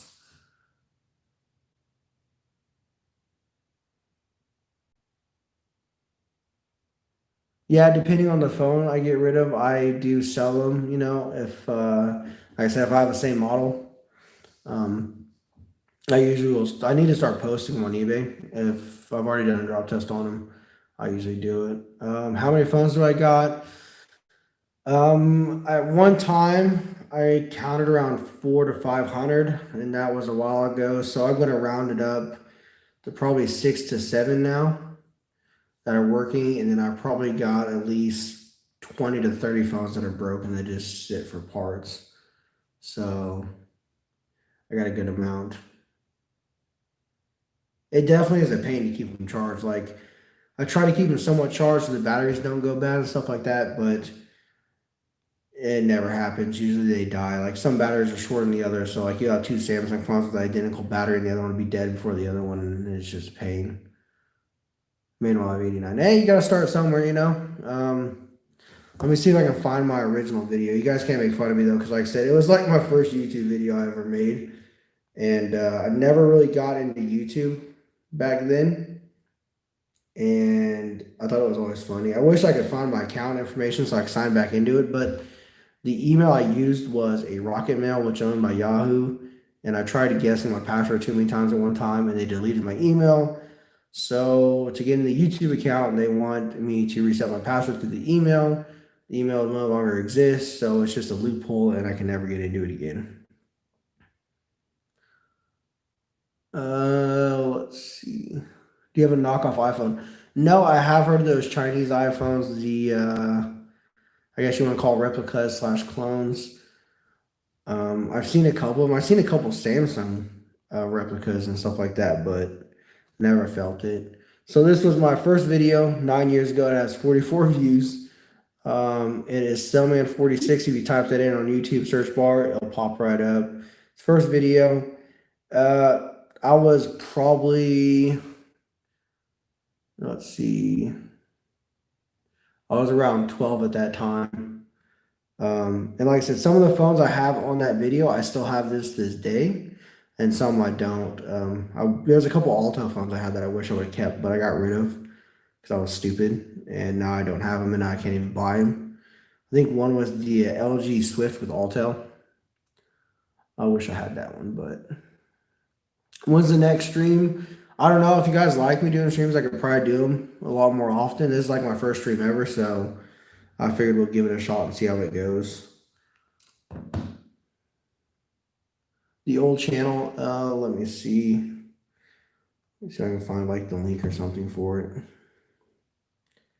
Like I said, I just type in Cellman46 on the YouTube search, and it's the first video that pops up right there. No spaces or anything as well. It's just all one word, Cellman46.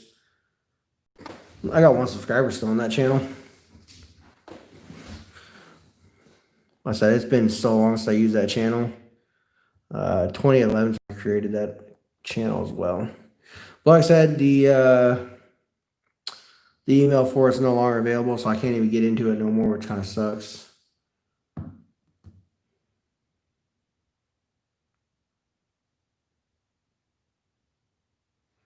The Chinese flip phone? No, I don't think I do. I guess, I mean, maybe one of these phone manufacturers is Chinese. I know Samsung's Korean, but I'm pretty sure Sanyo, I think, maybe Japanese. I'm not too sure on that. Welcome back, buddy. The V3 from T-Mobile, that was gray.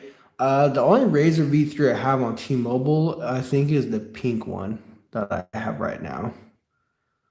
Oh, count my phone. You guys, I wish you luck, man, because I always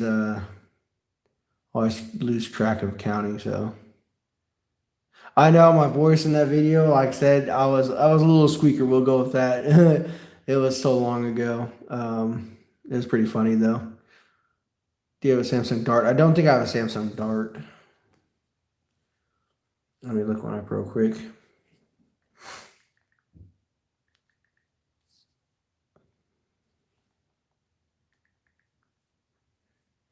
Yeah, I don't have one. Kind of reminds me of the Samsung Illusion, which I had one of them, and oh, they were terrible. You can't see my old channel. That's pretty interesting. I think I'll probably have about 200. Okay, well, I'm gonna wish you luck on that one, buddy. Do you have Sanyo? Yeah, I have plenty of Sanyo phones. I have the Sanyo. I think that's a Kia Sarah. No, it's a Sanyo right here. It doesn't have a battery for it. It's the E4100. I can't find my chat. Let me see if let me copy the link and hop into this chat on my other YouTube, and then we'll try it that way. Let me copy the link. And let me go to my personal Google account, and I'll sign back in on this chat and then post it there.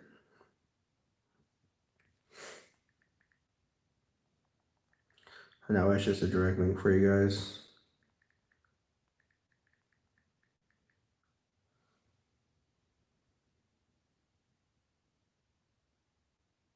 Yeah, I know. Like I said, that video is so old.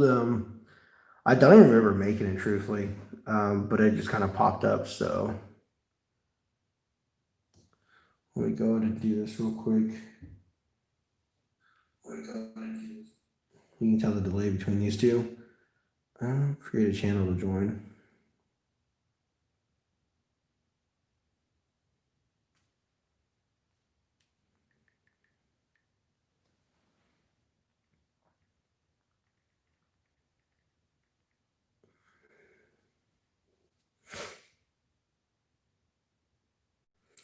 All right, so I will. There is going to be the link for that YouTube video. That was on my original channel. Should post it up here somewhere.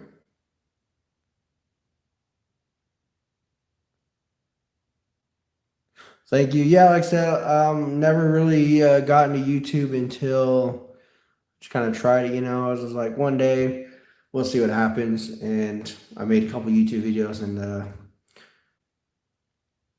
I don't know, I kind of like doing it. It was just something to do. Kept my mind off everything that was going on at the time as well. I had a lot of things personal going on in my life, so it really helped me distract from all that stuff that was going on.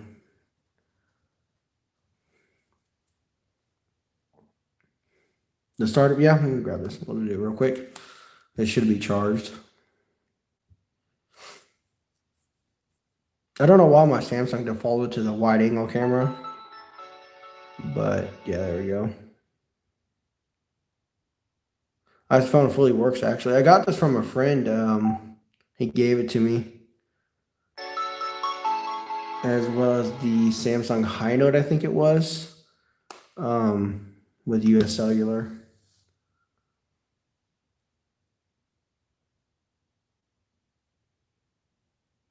Sony Ericsson W580. I'm gonna take a look.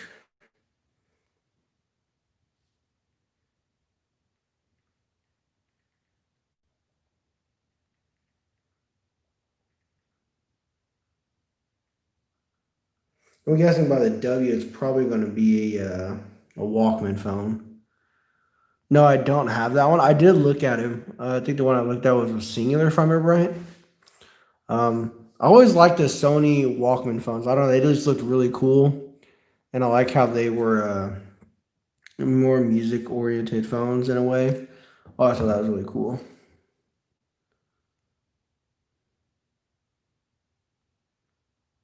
Plain Rock 1, 2. No, I haven't. I don't think so. Yeah, in that old video, that was my voice. That was actually at my grandparents' house when I lived there with them. I was probably around, I'm gonna guess 10 to 12, just right off the top of my head. I think I was 12 roughly, but yeah, it was around that time. It was pretty old.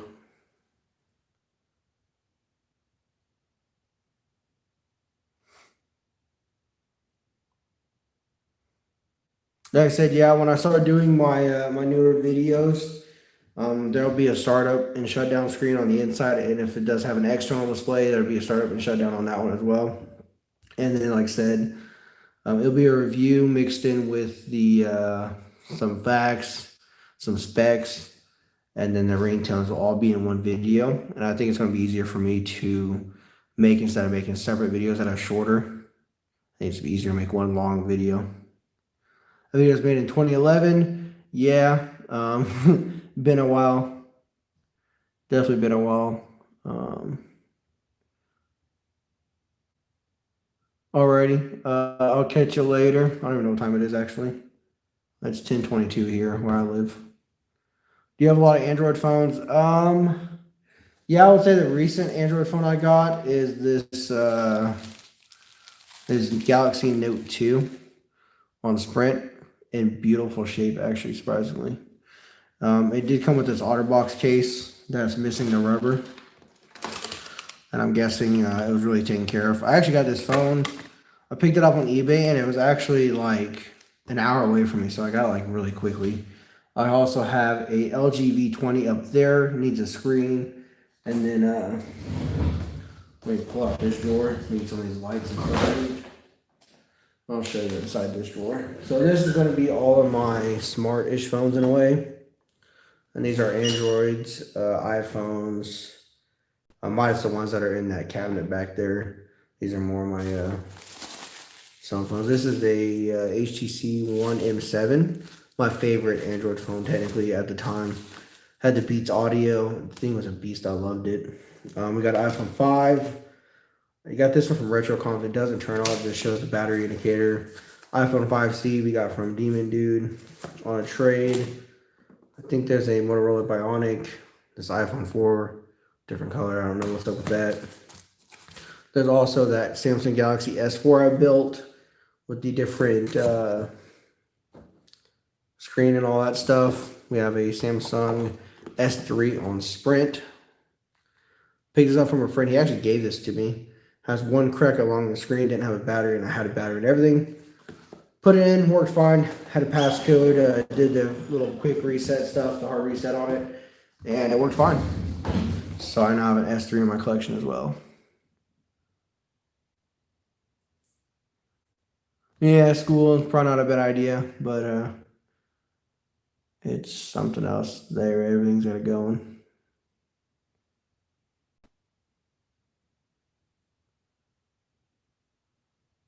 Yeah, I never understood, like, it seems like sometimes when a seller sells you a phone and he lives, like, really close, like, I don't know, it's like the USPS makes it take so long. And I don't know, it's really weird. I don't understand it, but that's all you need to go. Yeah, it's, I gotta go to work, but, I didn't sleep last night at all. I was up till like 2 o'clock last night, working on phones. That's why I decided to do this live stream, because why not? Night, we'll see you later. Let's see. You just dropped the phone off by me. Yeah, I know, right? Wouldn't that be so much easier just to drop it off?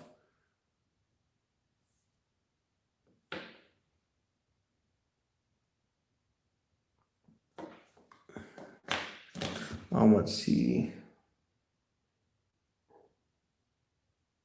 Let's see. I'm trying to think what else we got to do.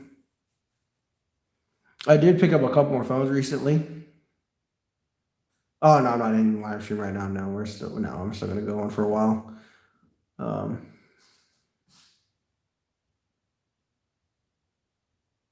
No, it's live stream still going. Like I said, we'll be here for a while still.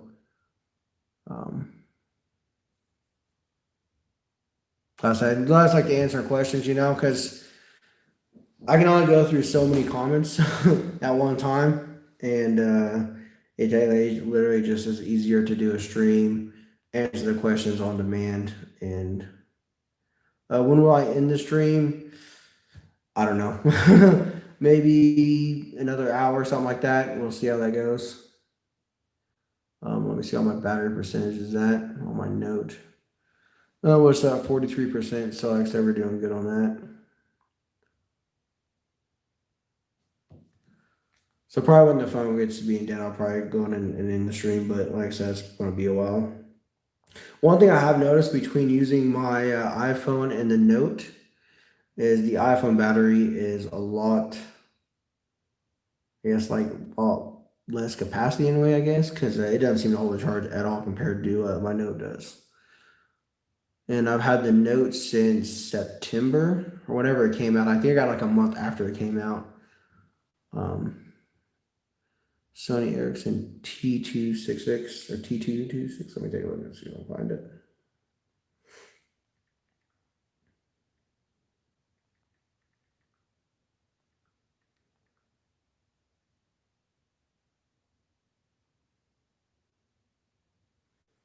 I don't think I have that phone actually. Or is it this one right here? Oh yeah, well that's great. I was looking right at it. Sadly, I can't do a startup on this phone because I don't have a charger. But it's a T237 on this one is what the model number says. But I guess we could actually try my battery test and see if it'll charge it. See, like some of these batteries like this, that's got these little humps and stuff. I don't know if it'll make contact. We'll try it. See if we can get it to charge.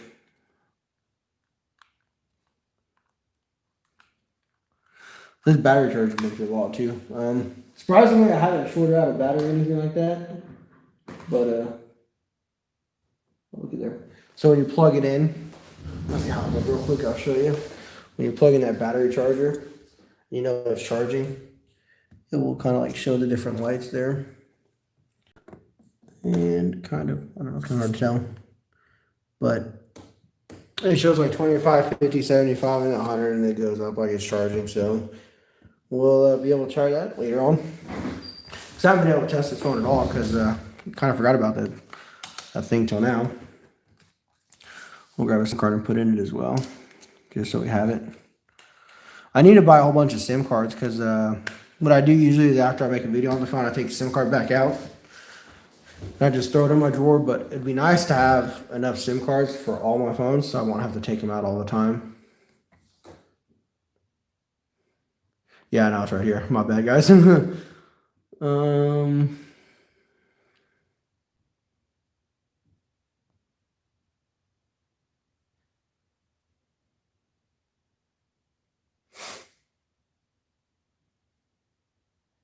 Can't believe this live stream's been going on for an hour and 40 minutes. Doesn't feel like it's been that long. Let's take a look real quick. Answer a couple messages.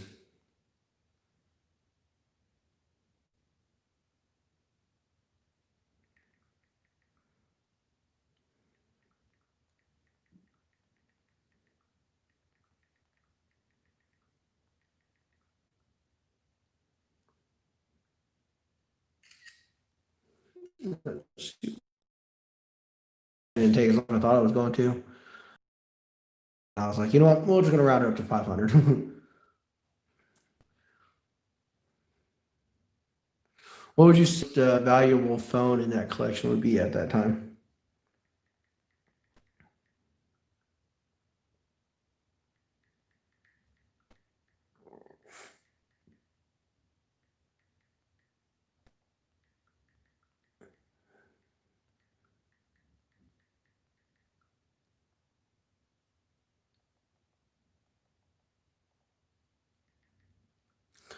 Let's see. Do you have TikTok? Yeah, I have TikTok. I don't really post anything on it. Kind of just watch funny videos in the morning when I'm in the bathroom, getting ready for work. 190 forgot to show. So like I said, what would be your 2 or 3 rarest phones that you have, or your most valuable phones in your collection to you?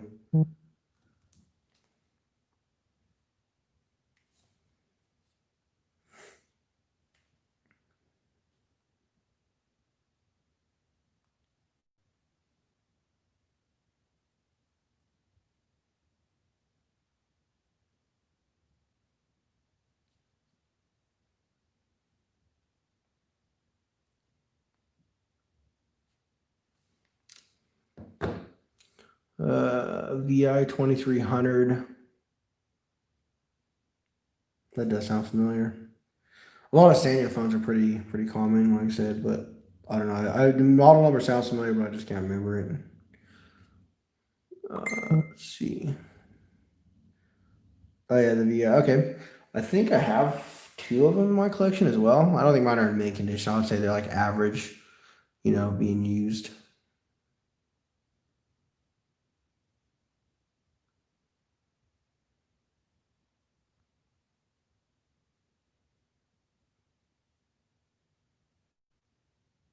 Nokia N8, that does sound pretty familiar. I do have a Nokia phone. Let me see if I can find the model number. I think it's like the 8800. I picked it up at a phone lot really cheap just because I really wanted that one particular phone. So I went and got it. Let me see if I can find it. Just a quick picture of it.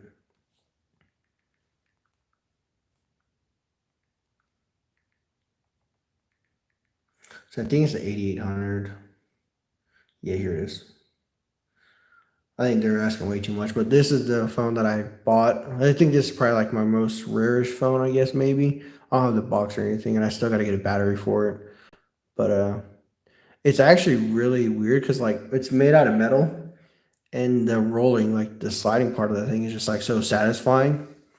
That phone is really cool. I like it. I need to get it fixed. I looked for an OEM housing, and I found one, but I think it's like a Chinese housing, so I don't know if I'm going to go that way with it, but I do indeed like it. It's pretty cool. I need to finish it so we can make some videos on it. Hey, RetroComs, and welcome to the chat. The Motorola Z600. Yeah, we have this one right here. This is a US cellular one right here. We'll do.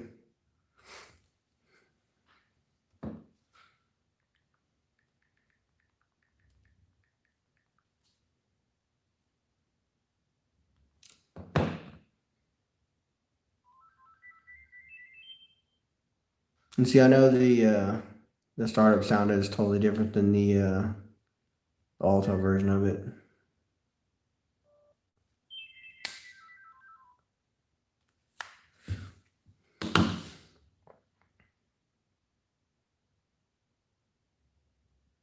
Yeah, the Sony phone or Sanyo phones in really good shape. It's pretty hard to get them.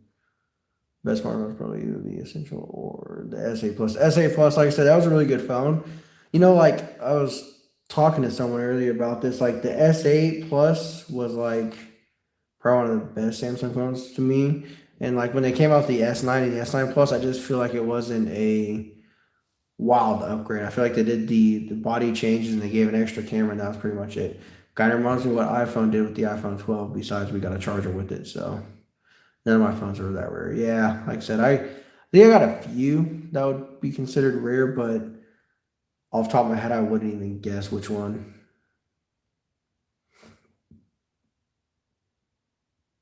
Do you have an Amazon Fire Phone? No, I did want the Amazon Fire Phone at one time.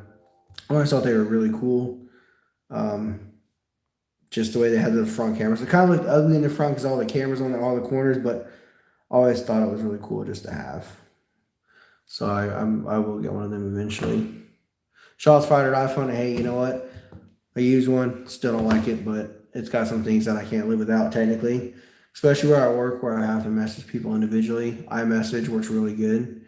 So, you know, still get my charger with my Samsung though. Like I said, I've been talking about it before. I don't really like the wireless charging that they came out with the MagSafe. I don't know. Like, if I'm gonna have something strapped to the back of my phone, I'd rather just plug it in at that point. Like, I don't know. Uh,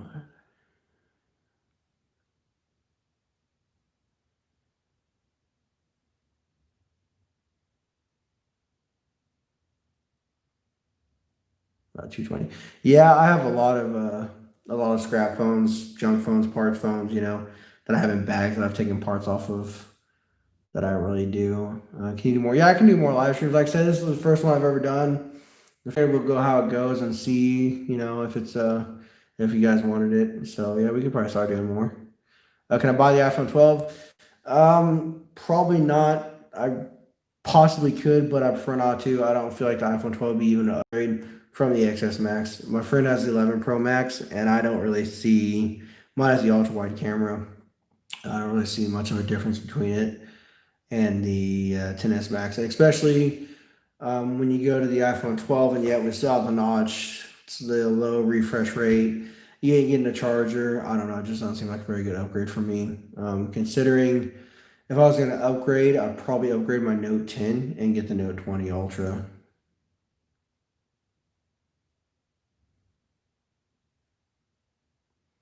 Who would I vote for? I didn't even vote because I don't know. I'm just not about that. I just figured let everybody else do it. I wouldn't even begin to know who to vote for. There's like things on both sides that make me question if we even have the right people up there to begin with. So it's something else, that's for sure. The Moto G7 Plus for $1. Well, see, that's not bad. Those are pretty good deals. I mean, I get some good deals, but most of my deals are on older phones. I don't really get touchscreen Android devices for that kind of a good deal, or even iPhones. Yeah, I've had a couple of phones. I traded with Demon Dude a 660 one time. He got in this, like, I think this corner was cracked or something. Um, yeah, I don't remember. I think it was that one. And the corner was cracked on it. I don't know. Like, they're really fragile. Like I said, this Sanyo, when they get old, I can see it's got a crack in the hinge as well. And the center chrome piece will actually move out of its position because it's broke loose inside there.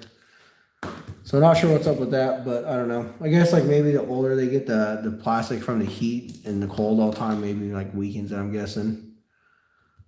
Let's see.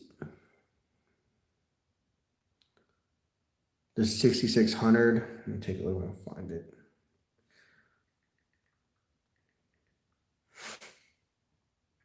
No, I don't have that one. I have been looking at it. I do have the was it the 6620? Yeah. The 6600. I remember there was a movie I watched back in the day. It was called Cellular, actually. I think it was pretty much that straight end. Do you mean say that works? Yeah, see, I don't remember if it worked or not, but I knew it had a broken hinge. Demon Dude, if you want, I'll make you a deal on this one if you want to email me. Good hinge. It does work. It needs a battery though, but it does work. Because I know that one was pretty iffy that I sent you. Is a 6620 to use. Oh, okay, I didn't know that.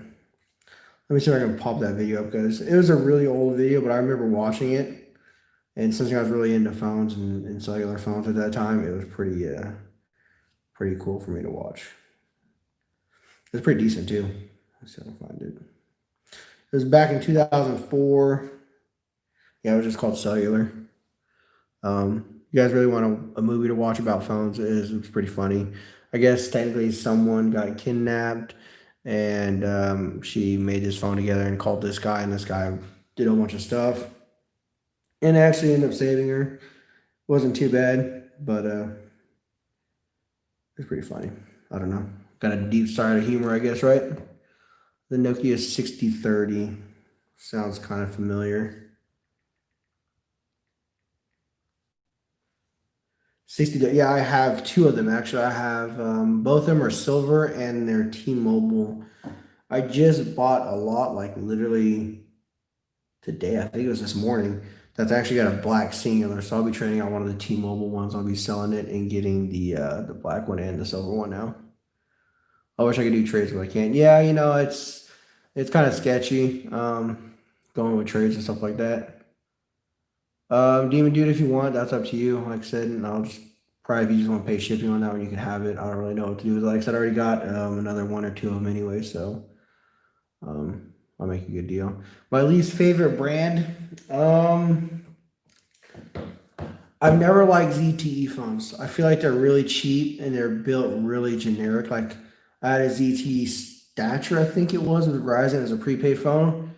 And that thing was like the sliding mechanism on that thing was flimsy. I remember when I used to slide it up like this back and forth, like it would always get crooked and like go down sideways, and it was really terrible. I never really liked them at all. GTE phones, and then probably Huawei. Never really liked them. Never really tried them out also, so I couldn't tell you for them for sure. But definitely ZTE phones, my like least favorite. Alcatel, yeah, never really liked them as well. Let's see, the Axon M, yeah, the dual screen phone, that was pretty cool. I have a Samsung Intensity. ZTE are mostly burner phones. Yeah, they are. I mean, let's just point out the obvious. They pretty much are. Kind of like the new J series Samsungs and the A series. They're kind of burner phones too because they're cheap.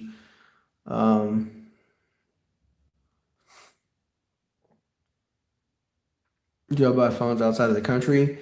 Not really, because my post office is really picky about me sending phones out of state.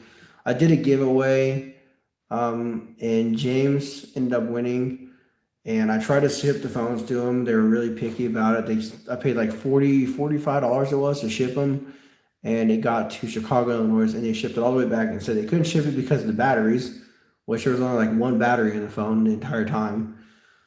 So they sent it back to me, and I tried it again with no batteries at all, and they sent it back again. And at that point, that's when I kind of quit doing giveaways because I felt like it wasn't fair to do a giveaway if anybody couldn't be entered to win.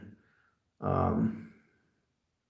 you want to have a prototype phone? I actually have a couple prototype phones. Let me see if I got one with me. For some reason, I don't know. I get a lot of prototype phones, maybe because they're pretty cheap, I guess. The first one I had was a, I can't even think of the model number right now. It was a prototype phone though. It was a Motorola, see if I can find it real quick. Here it is, actually, that was really easy. I got this one. I also have a Nokia prototype, and there's another one I have as well. This one is with Sprint. Here it is. It is the Motorola. Doesn't give me a model number. As you can see, it says engineered or engineering use only, not for resale. It doesn't give me a model. I think it's the Photon 4G, and then also on the side right here, and this is etched in the frame. It says confidential Motorola restricted property, not for resale, and that is not a sticker or anything. It's actually etched into the frame of the phone. It does turn on and it does work. It doesn't feel like anything's off, but that's definitely interesting that this one has it. And then I also have a Nokia, I think it's like 1616 that I have posted on my channel. I didn't really realize it at the point, but it also shows that it is a prototype phone. So that's pretty interesting to have as well.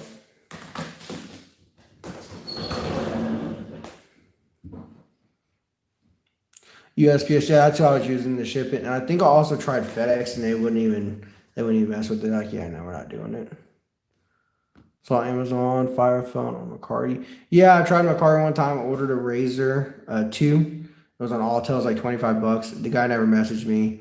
Never shipped out the phone, but they gave me a really good deal and just sent me the money back. And that's pretty much easy. Yeah. Photon Q. Yeah, that's what it was. The SCP-2700. That one sounds familiar as well.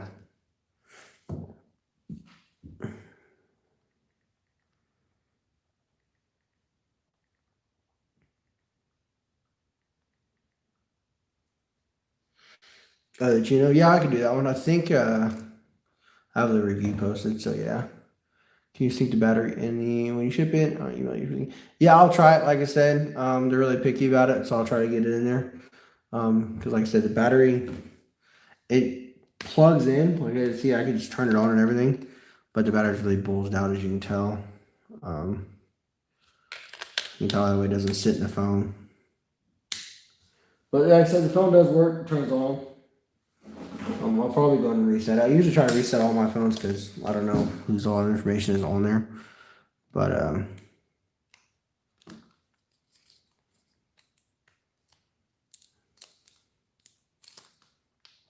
it does work. So, and the hinge is intact, so that's pretty cool.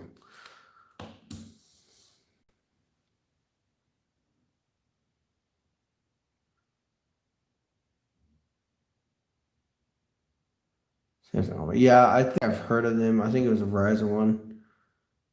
Better than none because I don't have one. Yeah, that's true. Yeah, that's definitely true. But like I said, it does work. It doesn't have a passcode or anything on it. Kind of dirty. It will need cleaned. I might clean it up before I send it, just so I won't get a mess. But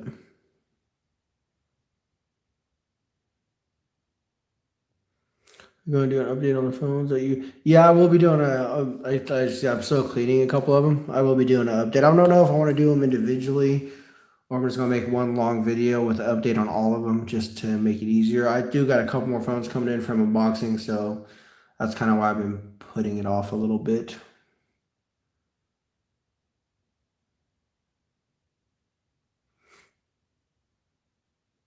Let me take a look and see what that battery's at, and we'll see if it works.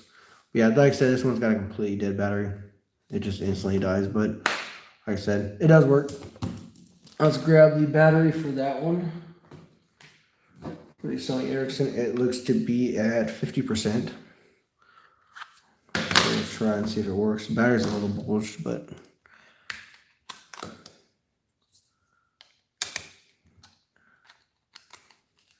I totally forgot about that to even try it to see if it'll turn on. Look there.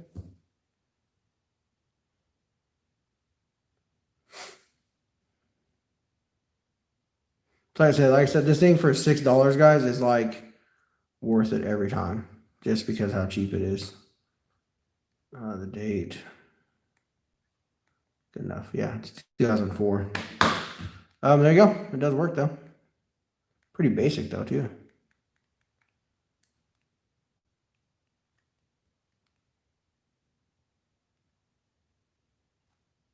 So yeah, there's that cool little phone. Email me. Okay, I'll double check my emails. It's on mute. Yeah, I think it is too. Let me try to mess with it again.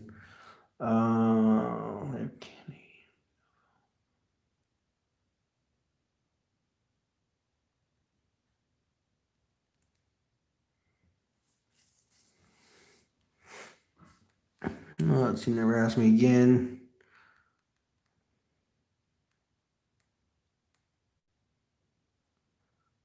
Oh, where's my look?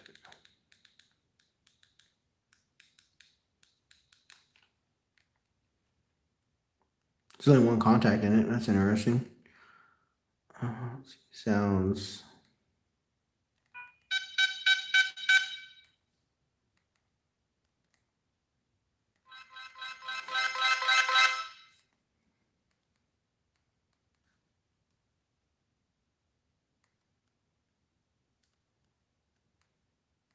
I don't see anything that would maybe stop it, so let's hope for the best. Yeah, it's dreaded. Let's try this one. Maybe this one's better.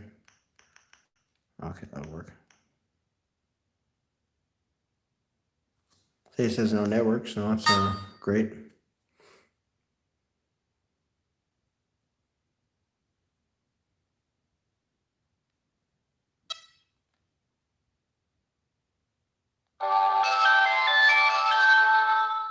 There you go. That worked.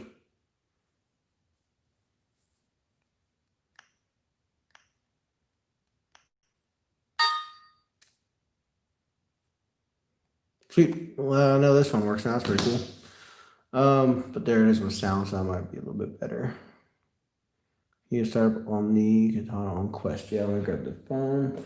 I don't have a battery for it, but I have a Katana on Sprint that's pink that the battery will work just fine in. That's how I ended up testing it. I just cleaned these phones yesterday, so these ones are, I just have to make videos on them. They're ready to go.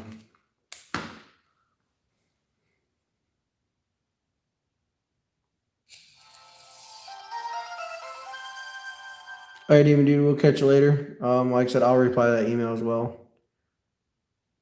Like I said, there's Quest. Shows Quest on the display when it's opened.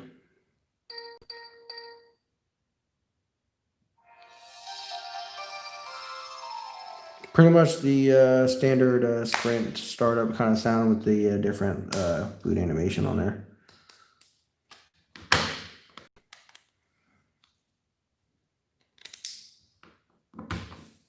So there's those.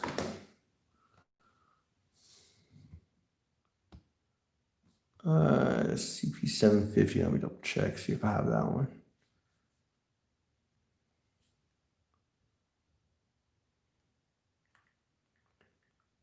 Yeah, I really don't have a lot of Sanyo phones, which I've been wanting to get some more. But they can get kind of expensive. I don't have this one. I don't know what you're talking about now. I looked it up on eBay one time and I found one with the box and everything, and I was gonna buy it, and then of course it sold right as I went to buy it. But you know, one of these days, yeah, I'll plan on getting one of them as well. Kind of the rugged looking version of the. I think it's the 3200, maybe it is. Let me look it up real quick on my YouTube, see which one I'm talking about.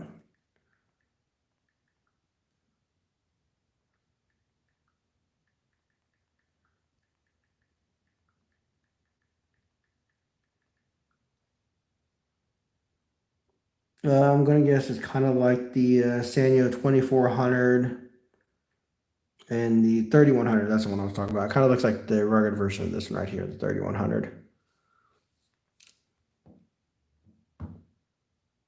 Do you have the U340 from USL? No, actually, I think I gave that one to Retrocoms, but I can't remember. It was a US Cellular. It was really rough. I think the front, like plastic lens was broken on it as well. So I just ended up giving that one away. Yeah, like I said, I'll definitely keep my eye out for that 7,000, 7050 and see what I can come up with. Because like I said, there's one with the box some time ago I was trying to get, but ended up selling. 3 Canadian. Yeah, see, like I said, I don't have any Canadian phones. Actually, I got one Rogers, but I don't know what Rogers is. It's the LG, the Motorola V190, I think it is, or 175. Let me see, I can Google it real quick. It's on Rogers, so I guess that might be Canadian. V195. No, but that's not it. It's close to that one though. 175. Maybe that's the one. It's even closer. I said I can't remember the exact model number of it.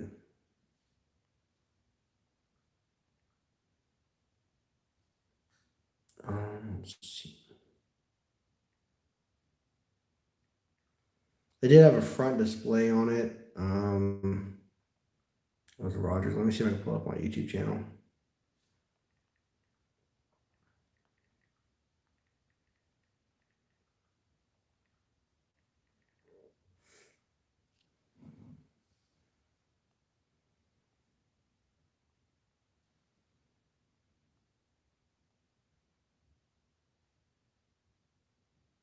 There it is. Yeah, the V190. This one right here I have. It is a Rogers phone. When you do the startup, it's Roger. It is a GSM phone as well. The 3820. I think that's this one right here. The Viero. Yeah, 3820. This one's actually really cool. Like I said, it's when Sanyo was bought out by Kyocera, I was guessing. Like, looks like everybody was telling me I was right on that one.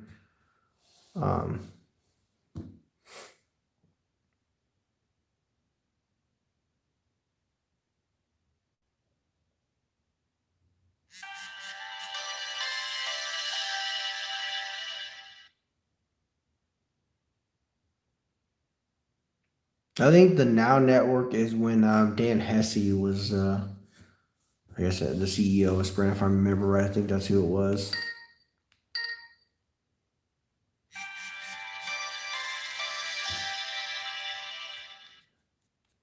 There's that one, yeah, in the front display. It's kind of like an e-ink looking display. It's pretty weird looking too.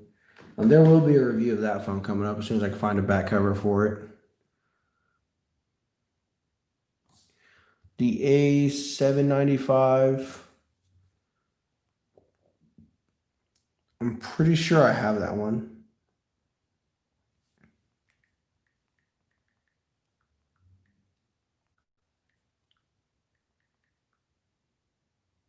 Yeah, the A795. Yeah, that was actually a SIM card phone, but it didn't really have the GSM bands to work with T-Mobile and AT&T. I think it was more like Verizon's partner company at the time before they actually bought out Vodafone, so it would work overseas. I could check the area code on that Motorola. Like I said, it's a GSM phone, so I'll have to double check if I have the SIM card for that phone still. Yeah, I always thought they were pretty similar as well, like Kyocera and Sanyo phones. I'm pretty sure it's one. Yeah, I think it is. The Sanyo S1. You want to grab it? Do you want the Sprint one or the Quest Q1?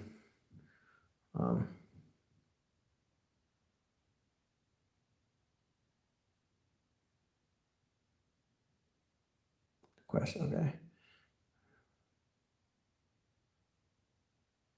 Oh, really? VX8550. Another Verizon phone I'm looking at, I think, is the VX9400, I think it is. Let me take a look. It's kind of like the LG Wing, just, the older version of it.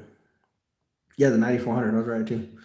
So I'll go to images. This I've been looking at want to get one of these with the box. Because this reminds me of the LG Wing. Especially if it's an LG. I'm looking at getting one of those with the boxes if I can find one. So I'll just do both of them because each one of you guys want one. So we'll just do both of them. They should be pretty much the same thing though.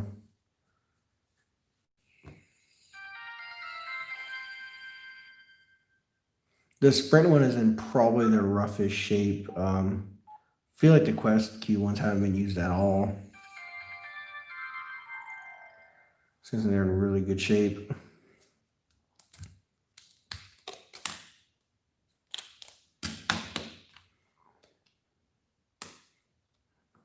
I mean, look how much the back is on this one compared to this one. Like the difference is just crazy. You got the back cover, all the wear and stuff on the edges. I sadly only got one battery for each of these phones, so I need to get like 2 more batteries.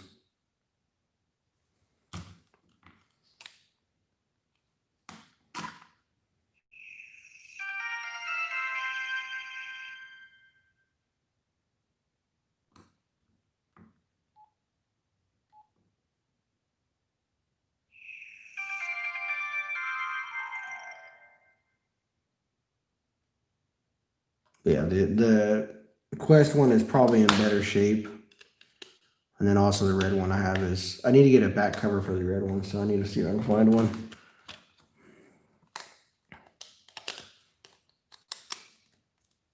And this flap won't stay closed on the Sprint model one. I guess because it actually got used probably.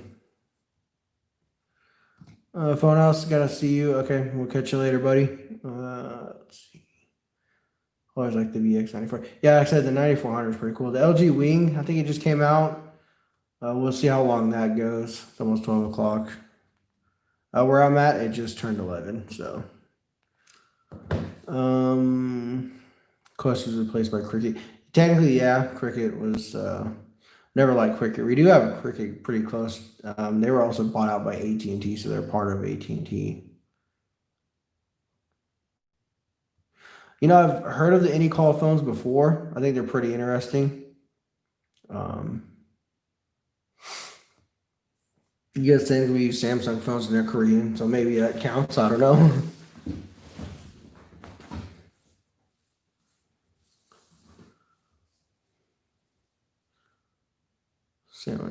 See, I thought they did because I don't know, like Sanyo and Kyocera are pretty close together. I'm pretty sure they had ties to begin with. But yeah, I was wondering. Yeah, the Samsung RCH R500, is that going to be the Samsung Hue on Altel, the first generation? I think that's what the R500 is.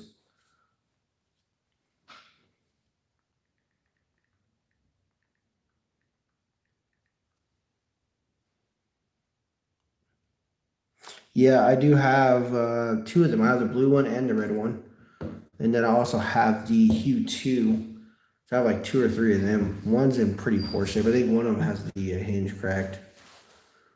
Yeah, but I do got all those. They should be up on my channel. If you just type in Tony's Phone Collection on YouTube and then put R500 right behind it, it should pop up.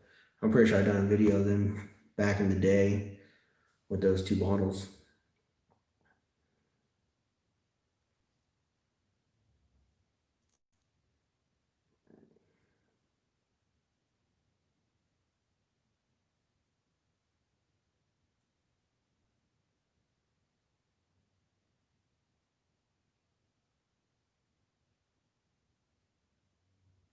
The T3, T69. Yeah, I remember because I just looked at one of them earlier. I was looking at the turquoise looking one that was on T-Mobile. I was thinking about getting because it was, same thing.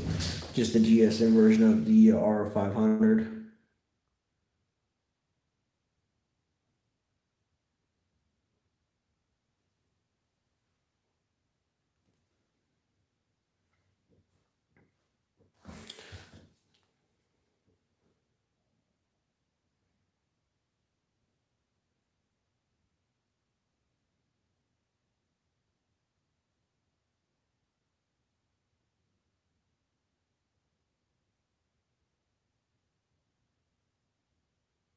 The HTC Shadow. Yeah, I have the first and the second gen HTC Shadow. I need to do an unboxing of the second one because the second one is brand new with all the stuff in the box. So I need to do a video of unboxing. I need to do all these unboxings as well. That bottom one right there, the AX 380, that one's brand new. The L2, it's used, but it's got most of the things with it. LG banner, I think, is in really good shape. The AX 145 sadly only has the box. There's no like little cartridge tray in there, so everything just kind of flops in there. Try not to do unboxings with those because it's kind of pointless because it's really not unboxing. It's just a phone with the box in it at that point. The Motorola Q9H, Q9C, whatever that one is, the lime green one, comes with most of the stuff. The Blackberry Curve, I don't think has anything. And the Samsung A850, I think, has most of the stuff. I need to do some unboxings.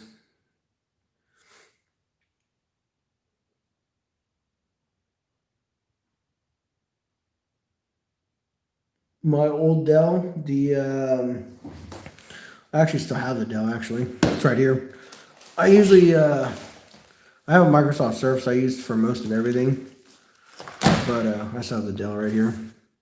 She's still here. I do a lot of my older software that's Windows 7 only or Windows Vista. I do most of that on the Dell because that's pretty much all I can. Because I've tried it on my Surface, which runs Windows 10, and for some reason it never works, or I have errors, or the USB driver can't find an old Motorola phone, something like that.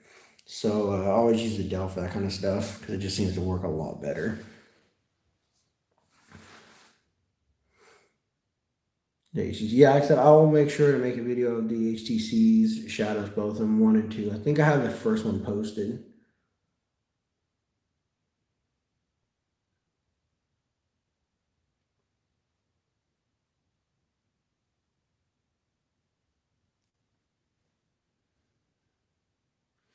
HTC 626. I don't think I do. I think that's like the Desire, if I remember right. I don't. Yeah, 62. Yeah, I was right. Yeah, I don't have that. I think it's a plastic back too. My friend had one of them, but I don't have one. He actually daily drove that phone for a long time too. He upgraded from the iPhone 4. And like he used that thing forever. I don't know if he was ever gonna upgrade from that phone.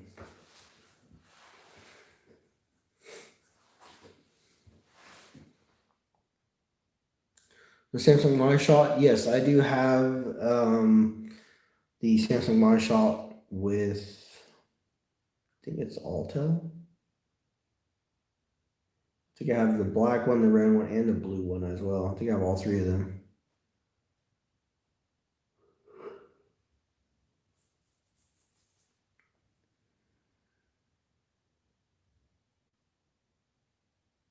– 625 on Cricket would have broke.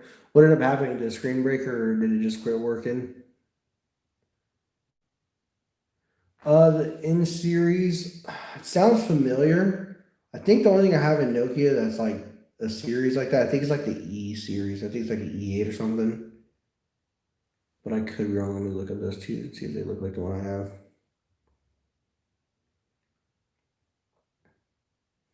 Yeah, don't have the N73. N75, yeah. So I don't think I have either one of them. Yeah, I think, like I said, the only Nokia I have that's like a series is like E71. It's like a QWERTY phone. Yeah, the E71, I have it in black. That's pretty much the only one I have. This one right here, QWERTY keyboard. I got one of them.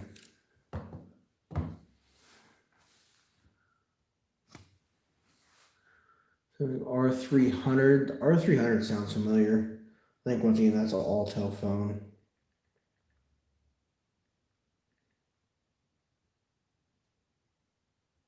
Oh no, it's not. Okay. From Metro. I don't actually have that one. I have to see if I can find one of them because that looks pretty weird. I don't never seen one of them.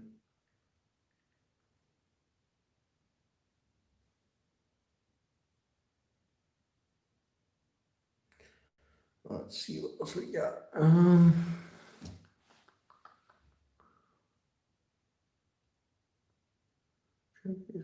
Okay, I'll definitely check it out. See what's going on that one. Let's see. SGHG. The screen shattered. Yeah, I'm not too surprised. I don't know. HTC phones. I mean, they really kind of like dropped off the earth basically at that point. I think the last HTC phone I remember even using was probably the HTC One M7. My brother had the M8, and that thing was falling apart, which actually was surprising. That thing lasted forever. I think I saw the eBay listing of when we actually bought that phone for him. It was a long time ago.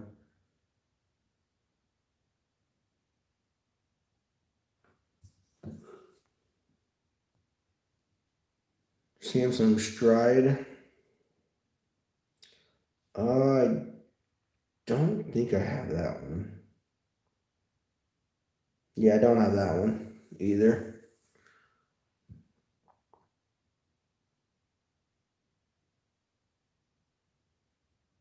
What phones I have the most of? Like, are you talking about the carrier or the manufacturer of the phone? Or are you talking about like an individual model? I think manufacturer wise, I think it'd be Samsung. Carrier wise, probably Altel. And then a certain model would probably be the Rocker Z60. I have like a box full of these. I don't know why. I really like them. I don't know. I even like how they have a 3.5 millimeter headphone jack, and yet my Samsung Note 10 and etc. doesn't have it. It's pretty crazy. An actual model. Yeah, probably a Z6M on that.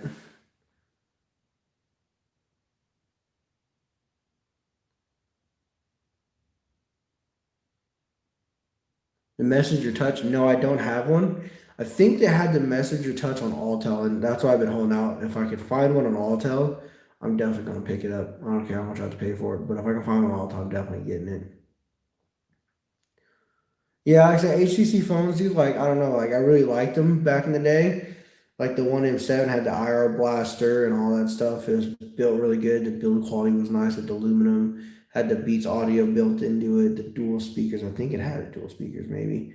I don't know, it was a really nice phone, but they just, I don't know, they just kind of just dipped off the earth. Kind of like Blackberry, you know? They were doing really good, and they tried their Blackberry Key 1, the Key 2, and all them, but they just didn't get on the Android on time, and yeah.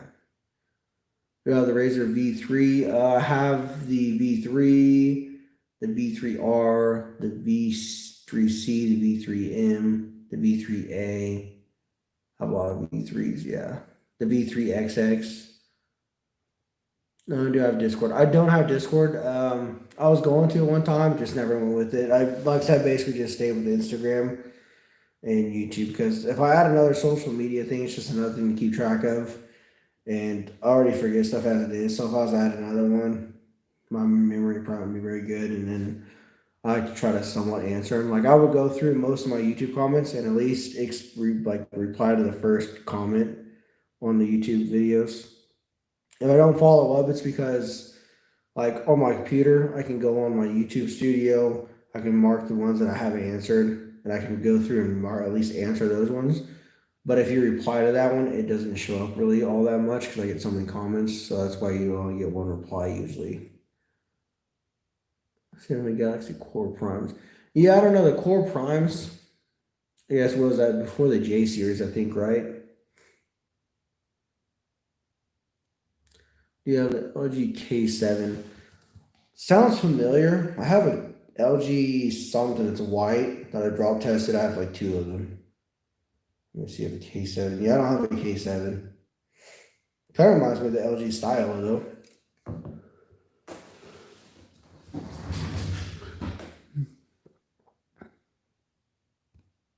Yeah, Windows Phone dropped off. Yeah, I'm Windows Phone. I don't even know what they were thinking with that. That was just a giant flop. Microsoft Phone, all that stuff. I don't know. They were just on the entire area. The Nokia 6750. That sounds really familiar.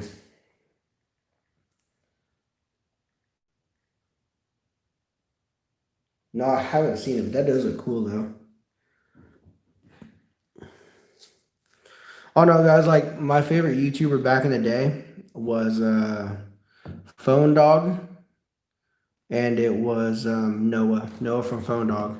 That was like my favorite YouTuber back in the day. He was like the unbox therapy to me as of today. Like, I don't know, I really liked his videos. He's really cool. Always watch his videos too. Yeah, if I can find a Nokia 6750 now, I would definitely pick it up as well because that does look pretty cool. Reminds me of this LG phone I got on T-Mobile. Let me see if I have it close by. Let me take a look at it. I don't think I had it. Oh, actually, I didn't think I had a Huawei phone. I think I did, actually. Yeah, look, here's a Huawei phone. I didn't even know I had this one. And it's Metro PCS. It is a... So I didn't even know I had this one. I think I just got this one recently, too. I don't see a battery in it or feel it, so I'm pretty sure it doesn't work. But I'm aware of. Like I said, I've never been a fan of Huawei phones. I don't know. Just never got onto it. Model is Y301A2. It doesn't look like I have a battery for it. But this phone is a T-Mobile. It's a LG. It is a GD570. And it's really weird looking for a car. Reminds me of that Nokia we were just talking about. It's got this little transparent piece up here. So, like, I don't know. It's very weird. But this one's got a busted LCD, sadly. But I do have this one. It's pretty weird looking. Pretty interesting.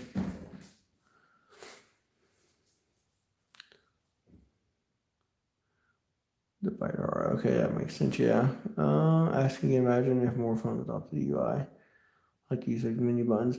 Yeah, you know, that would be kind of interesting because I know the A560 was a weird looking thing with a separate menu button. I always like, even when I just messed with it, I kept hitting the center button, realizing the menu button's over here. That would have been pretty interesting. I don't know, I've always preferred it just to be the OK button would double as the menu like this. I don't know, just all makes sense to me. We always open the phone, you'll usually go to menu on something like that.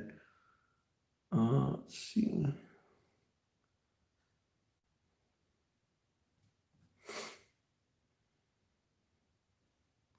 I don't think I have the Huawei Accent 2.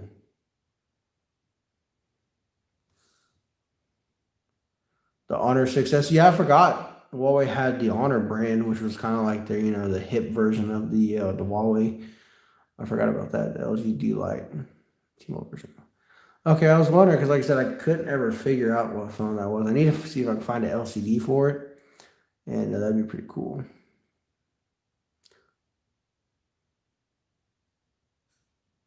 All the phones had the OK buttons. Yeah, okay. Well, that was pretty interesting because, like I said, I know most of the US phones at that time-ish kind of had some of it. But like I said, most of them doubled as the OK button. It would be menu and OK.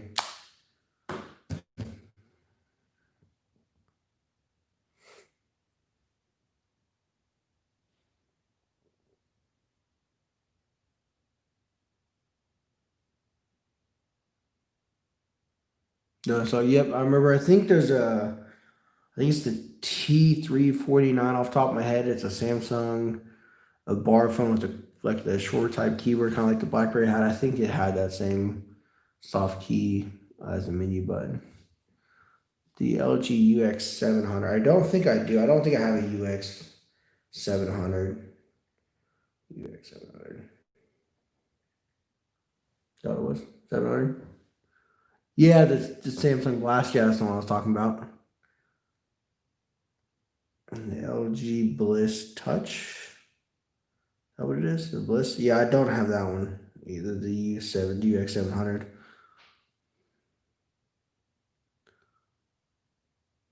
V3XX. Let me see. That one sounds really familiar.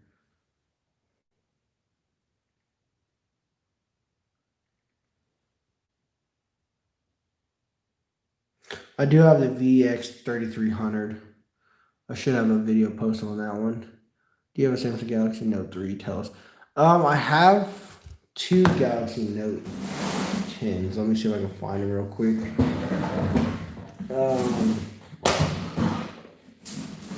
pretty interesting phones actually. I always loved the Note 3 series, is like my favorite probably. Let me see if I can find them. Yeah. Here's my old Note 5 I had. This thing's been through a lot. Poor little phone. I don't even know what happened there, but yeah, there it is. Here's a Note 3. And here we go. No, that's the iPhone. Let's see. This phone, yeah, I don't remember what happened to this one either. It's pretty much gone. You can see the damage on that corner.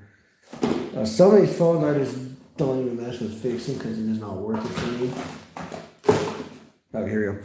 So here are the two Note 3s I got. I got this one on AT&T. It's got a cracked screen, cracked AMOLED panel, but it does turn on technically because you can hear the board and all the functions working.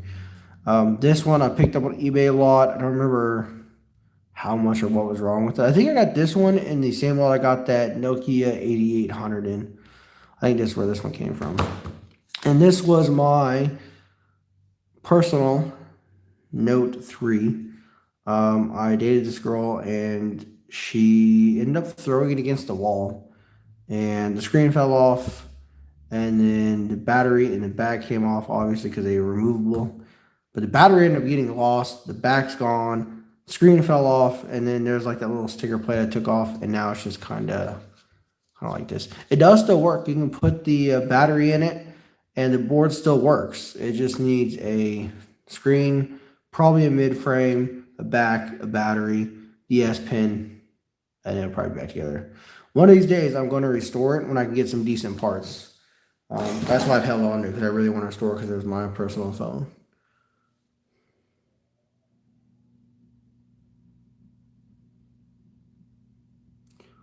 Let's see. Do I have Motorola Razr K1Ms? Yes, I got a whole bunch of Motorola Razr K1Ms. I got the Verizon model, the Alto model, a US Cellular model, a Boost Mobile model, and a Sprint model.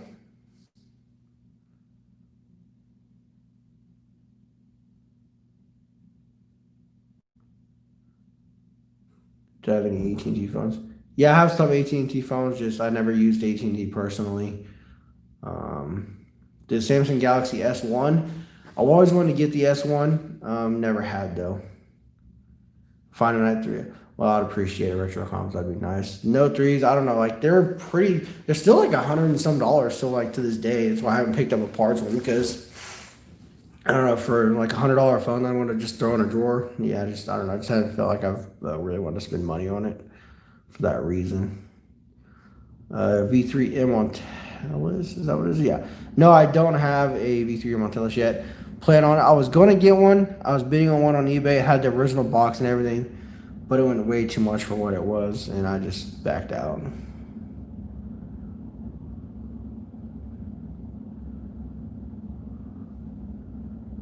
The LG VX 3300. I have one of them. There should be a YouTube video of it. Actually, I got like one or two of them. I got that rainbowish looking color one, and then I think I just have a regular gray black one. Then I also have the UX something, UX 3300. It's like the US cellular version of it. I'm pretty sure I have that one as well.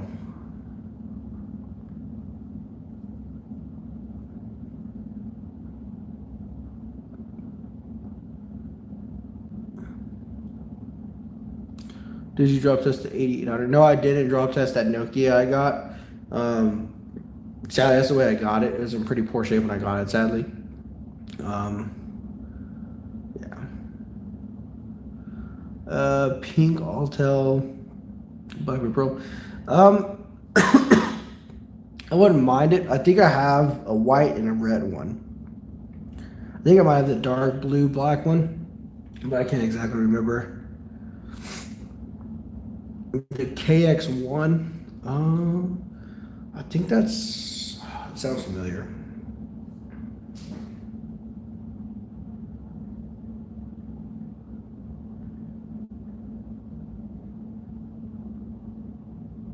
The KX1, yeah. There should be a YouTube video of that phone with the startup and everything. It was an Altel phone. It even has a low power, I think, if I remember right in it. The pink one has no Alltel logo. Oh, okay, yeah. Like I said, I think I just have. I know I got a Sprint and Alltel. These are the only carriers I got of the BlackBerry Pearl. I got the Pearl Flip with the T-Mobile, and then I got a Pearl Flip on Verizon and Alltel.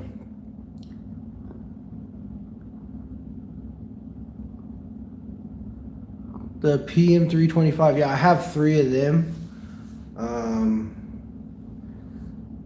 I have 2 older Sprint logos and then 1 newer Sprint logo one.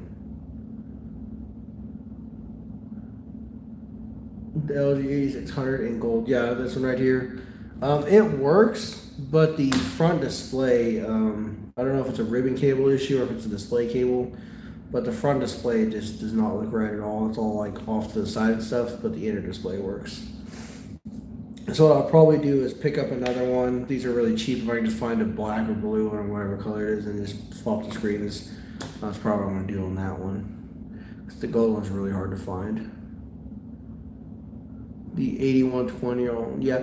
The BlackBerry Pearls with those trackballs, they always had a problem. What I always did was I'll take them apart completely, and I would use rubbing alcohol, 91%, and I'll clean it up really well, and it usually worked and fix it. It's usually just like hair and dirt got stuck in that trackball, and that was the problem with it.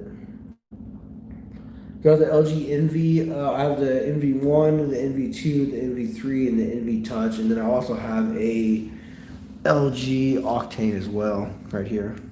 So yeah, technically got all the Envies, except for technically the original Envy, but they didn't call it the Envy, that really big old fat one. The, I can't remember what it was. But yeah, I don't have that one. I think it's like the 9100 is what they called it.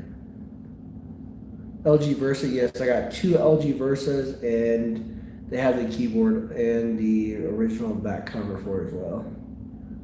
V3A on Movistar. No, I don't have a V3A on Movistar. I have them on Alltel. I think it's another one. I think I have a Verizon. The NV2, 3, yeah, like I said, I have the NV1, 2, 3, the NV Touch, the LG Octane, which I consider was like the NV4 technically before I changed the name, and then the original Envy, I think it was called the 9100, the VX 9100.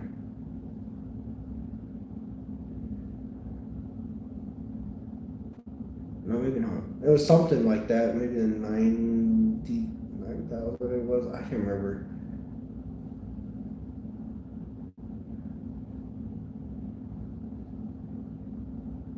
Let me see if I can find it.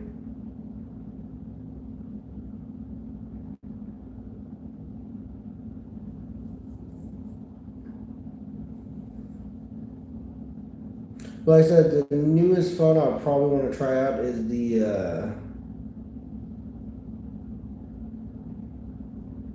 I really want to try out the Galaxy Fold. I think that'd be pretty cool to try out. I'll push that button.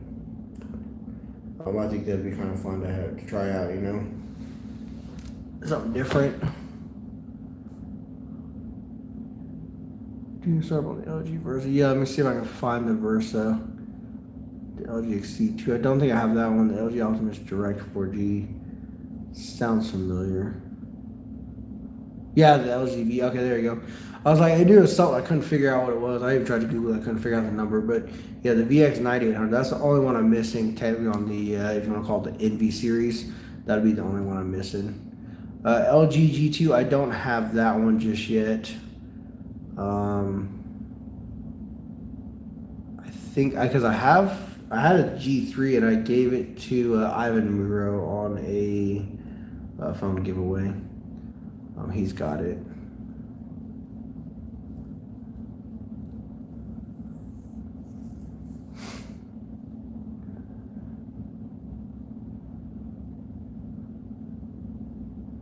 The 9100. Okay, yeah, I was like the model numbers on those, the LG VXs on the Envies, like I can't remember the way they went, but I knew it was really weird. The LG VX 3300. Yeah, like I said, it should be on my YouTube channel if you want to watch the startup on that. The LG G5, the G4, I don't have either one of those.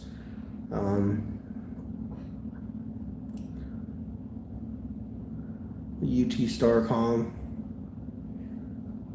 Which UT Starcom?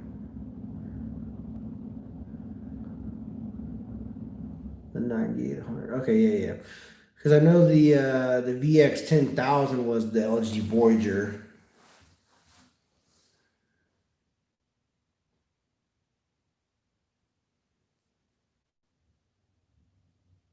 The NV3, yeah.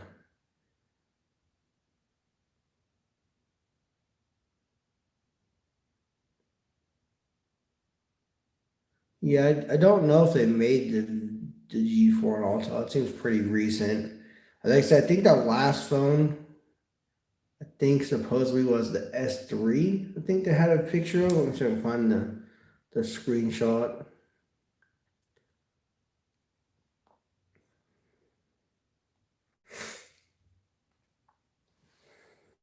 Um, NV Touch, they were gonna call it. I couldn't because the headset company was using the name Voyager. So let me look that number up.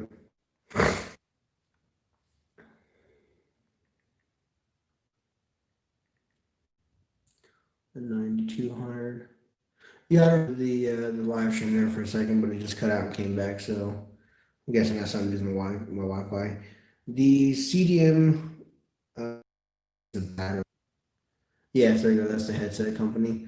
Um, that was doing that. The X497.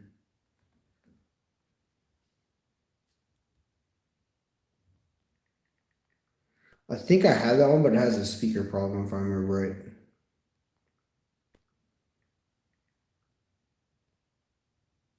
I know it's a single one. No, I have that one. It's just really poor shape, but it does work. It should be up on my YouTube channel. The Toshiba. I don't have any Toshiba for computers, actually, believe it or not. I know they did make a couple phones. The X4, I know if I get another X485, I'll probably drop test the other one I have because it's in really poor shape and like the battery's bloated and stuff like that.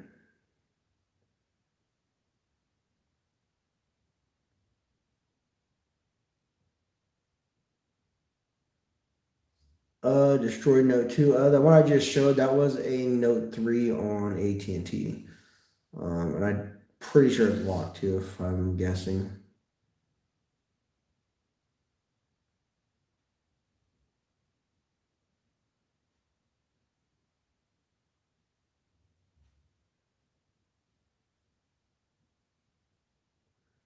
The audio box, 9,599. Let me take a look at those ones.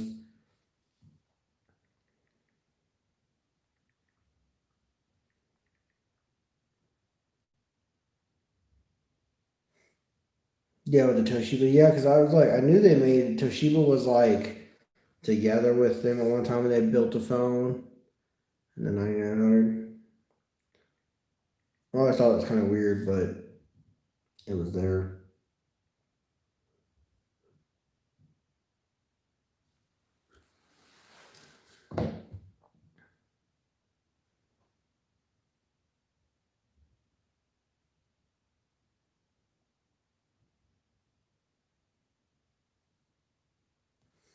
Okay, let's see. All right, guys. It looks like the note is about to die. It looks like we're at 5% now at this point. So we're gonna go ahead and end this live stream. Like I said, if you guys like it, I can do more live streams if you want me to. I said this is the first time doing one, so figured if we'll give it a shot and see how it goes. Let's see, pick again next time. I'll get you. Like I said, there is a video on both of those as well you can check out. Okay. Time to charge it. Yeah, I know the note is just something else. I usually would charge it, but I don't like charging it while I use it, especially for streaming like this because it's kind of toasty as it is. I don't want to charge it on top of that with the fast charger I have. What happened to the J7? The J7, I remember I drop tested one of them. The iPhone isn't much better. It is at, let's see. The iPhone's at 23%. The iPhone, like I said, doesn't have a very good battery at all compared to the Note.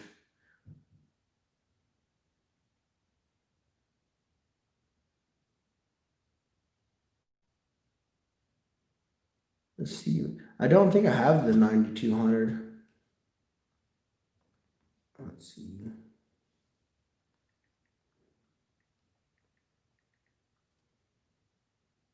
Yeah, like I said, I'll try to charge it and see if I can get it to turn on. But like I said, I don't know. I can never get it to turn on. I can never show any power life. I don't know why. If I can figure it out, I'll definitely let you guys know, and we'll make a video of it. 'Cause it just sits in my drawer, I think, in the untested, because I could never get it to work.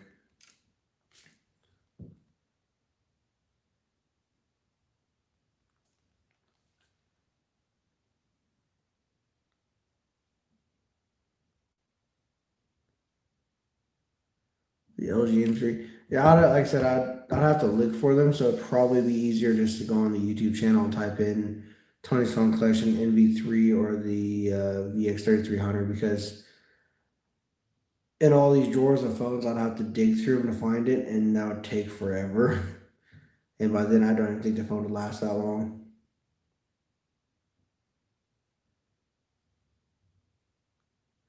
ZTE Blade 2, I don't think I have it, because like I said, I don't have very many ZTE phones. The T209 and the 319 sounds familiar. I think I have the 309. That sounds pretty familiar. 319. Yeah, I think I have the 319. And the 209 sounds familiar as well. Yeah, I don't have a 209 just yet. But alrighty, guys. Like I said, next time I do a live stream, I will make sure. I'll probably give you guys a little heads up before I do it. I'll probably give like an hour heads up before I start the next live stream.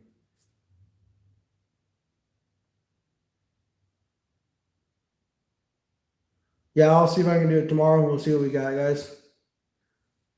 Thanks for coming by. Appreciate it, guys. Stay tuned for some more videos as well, guys.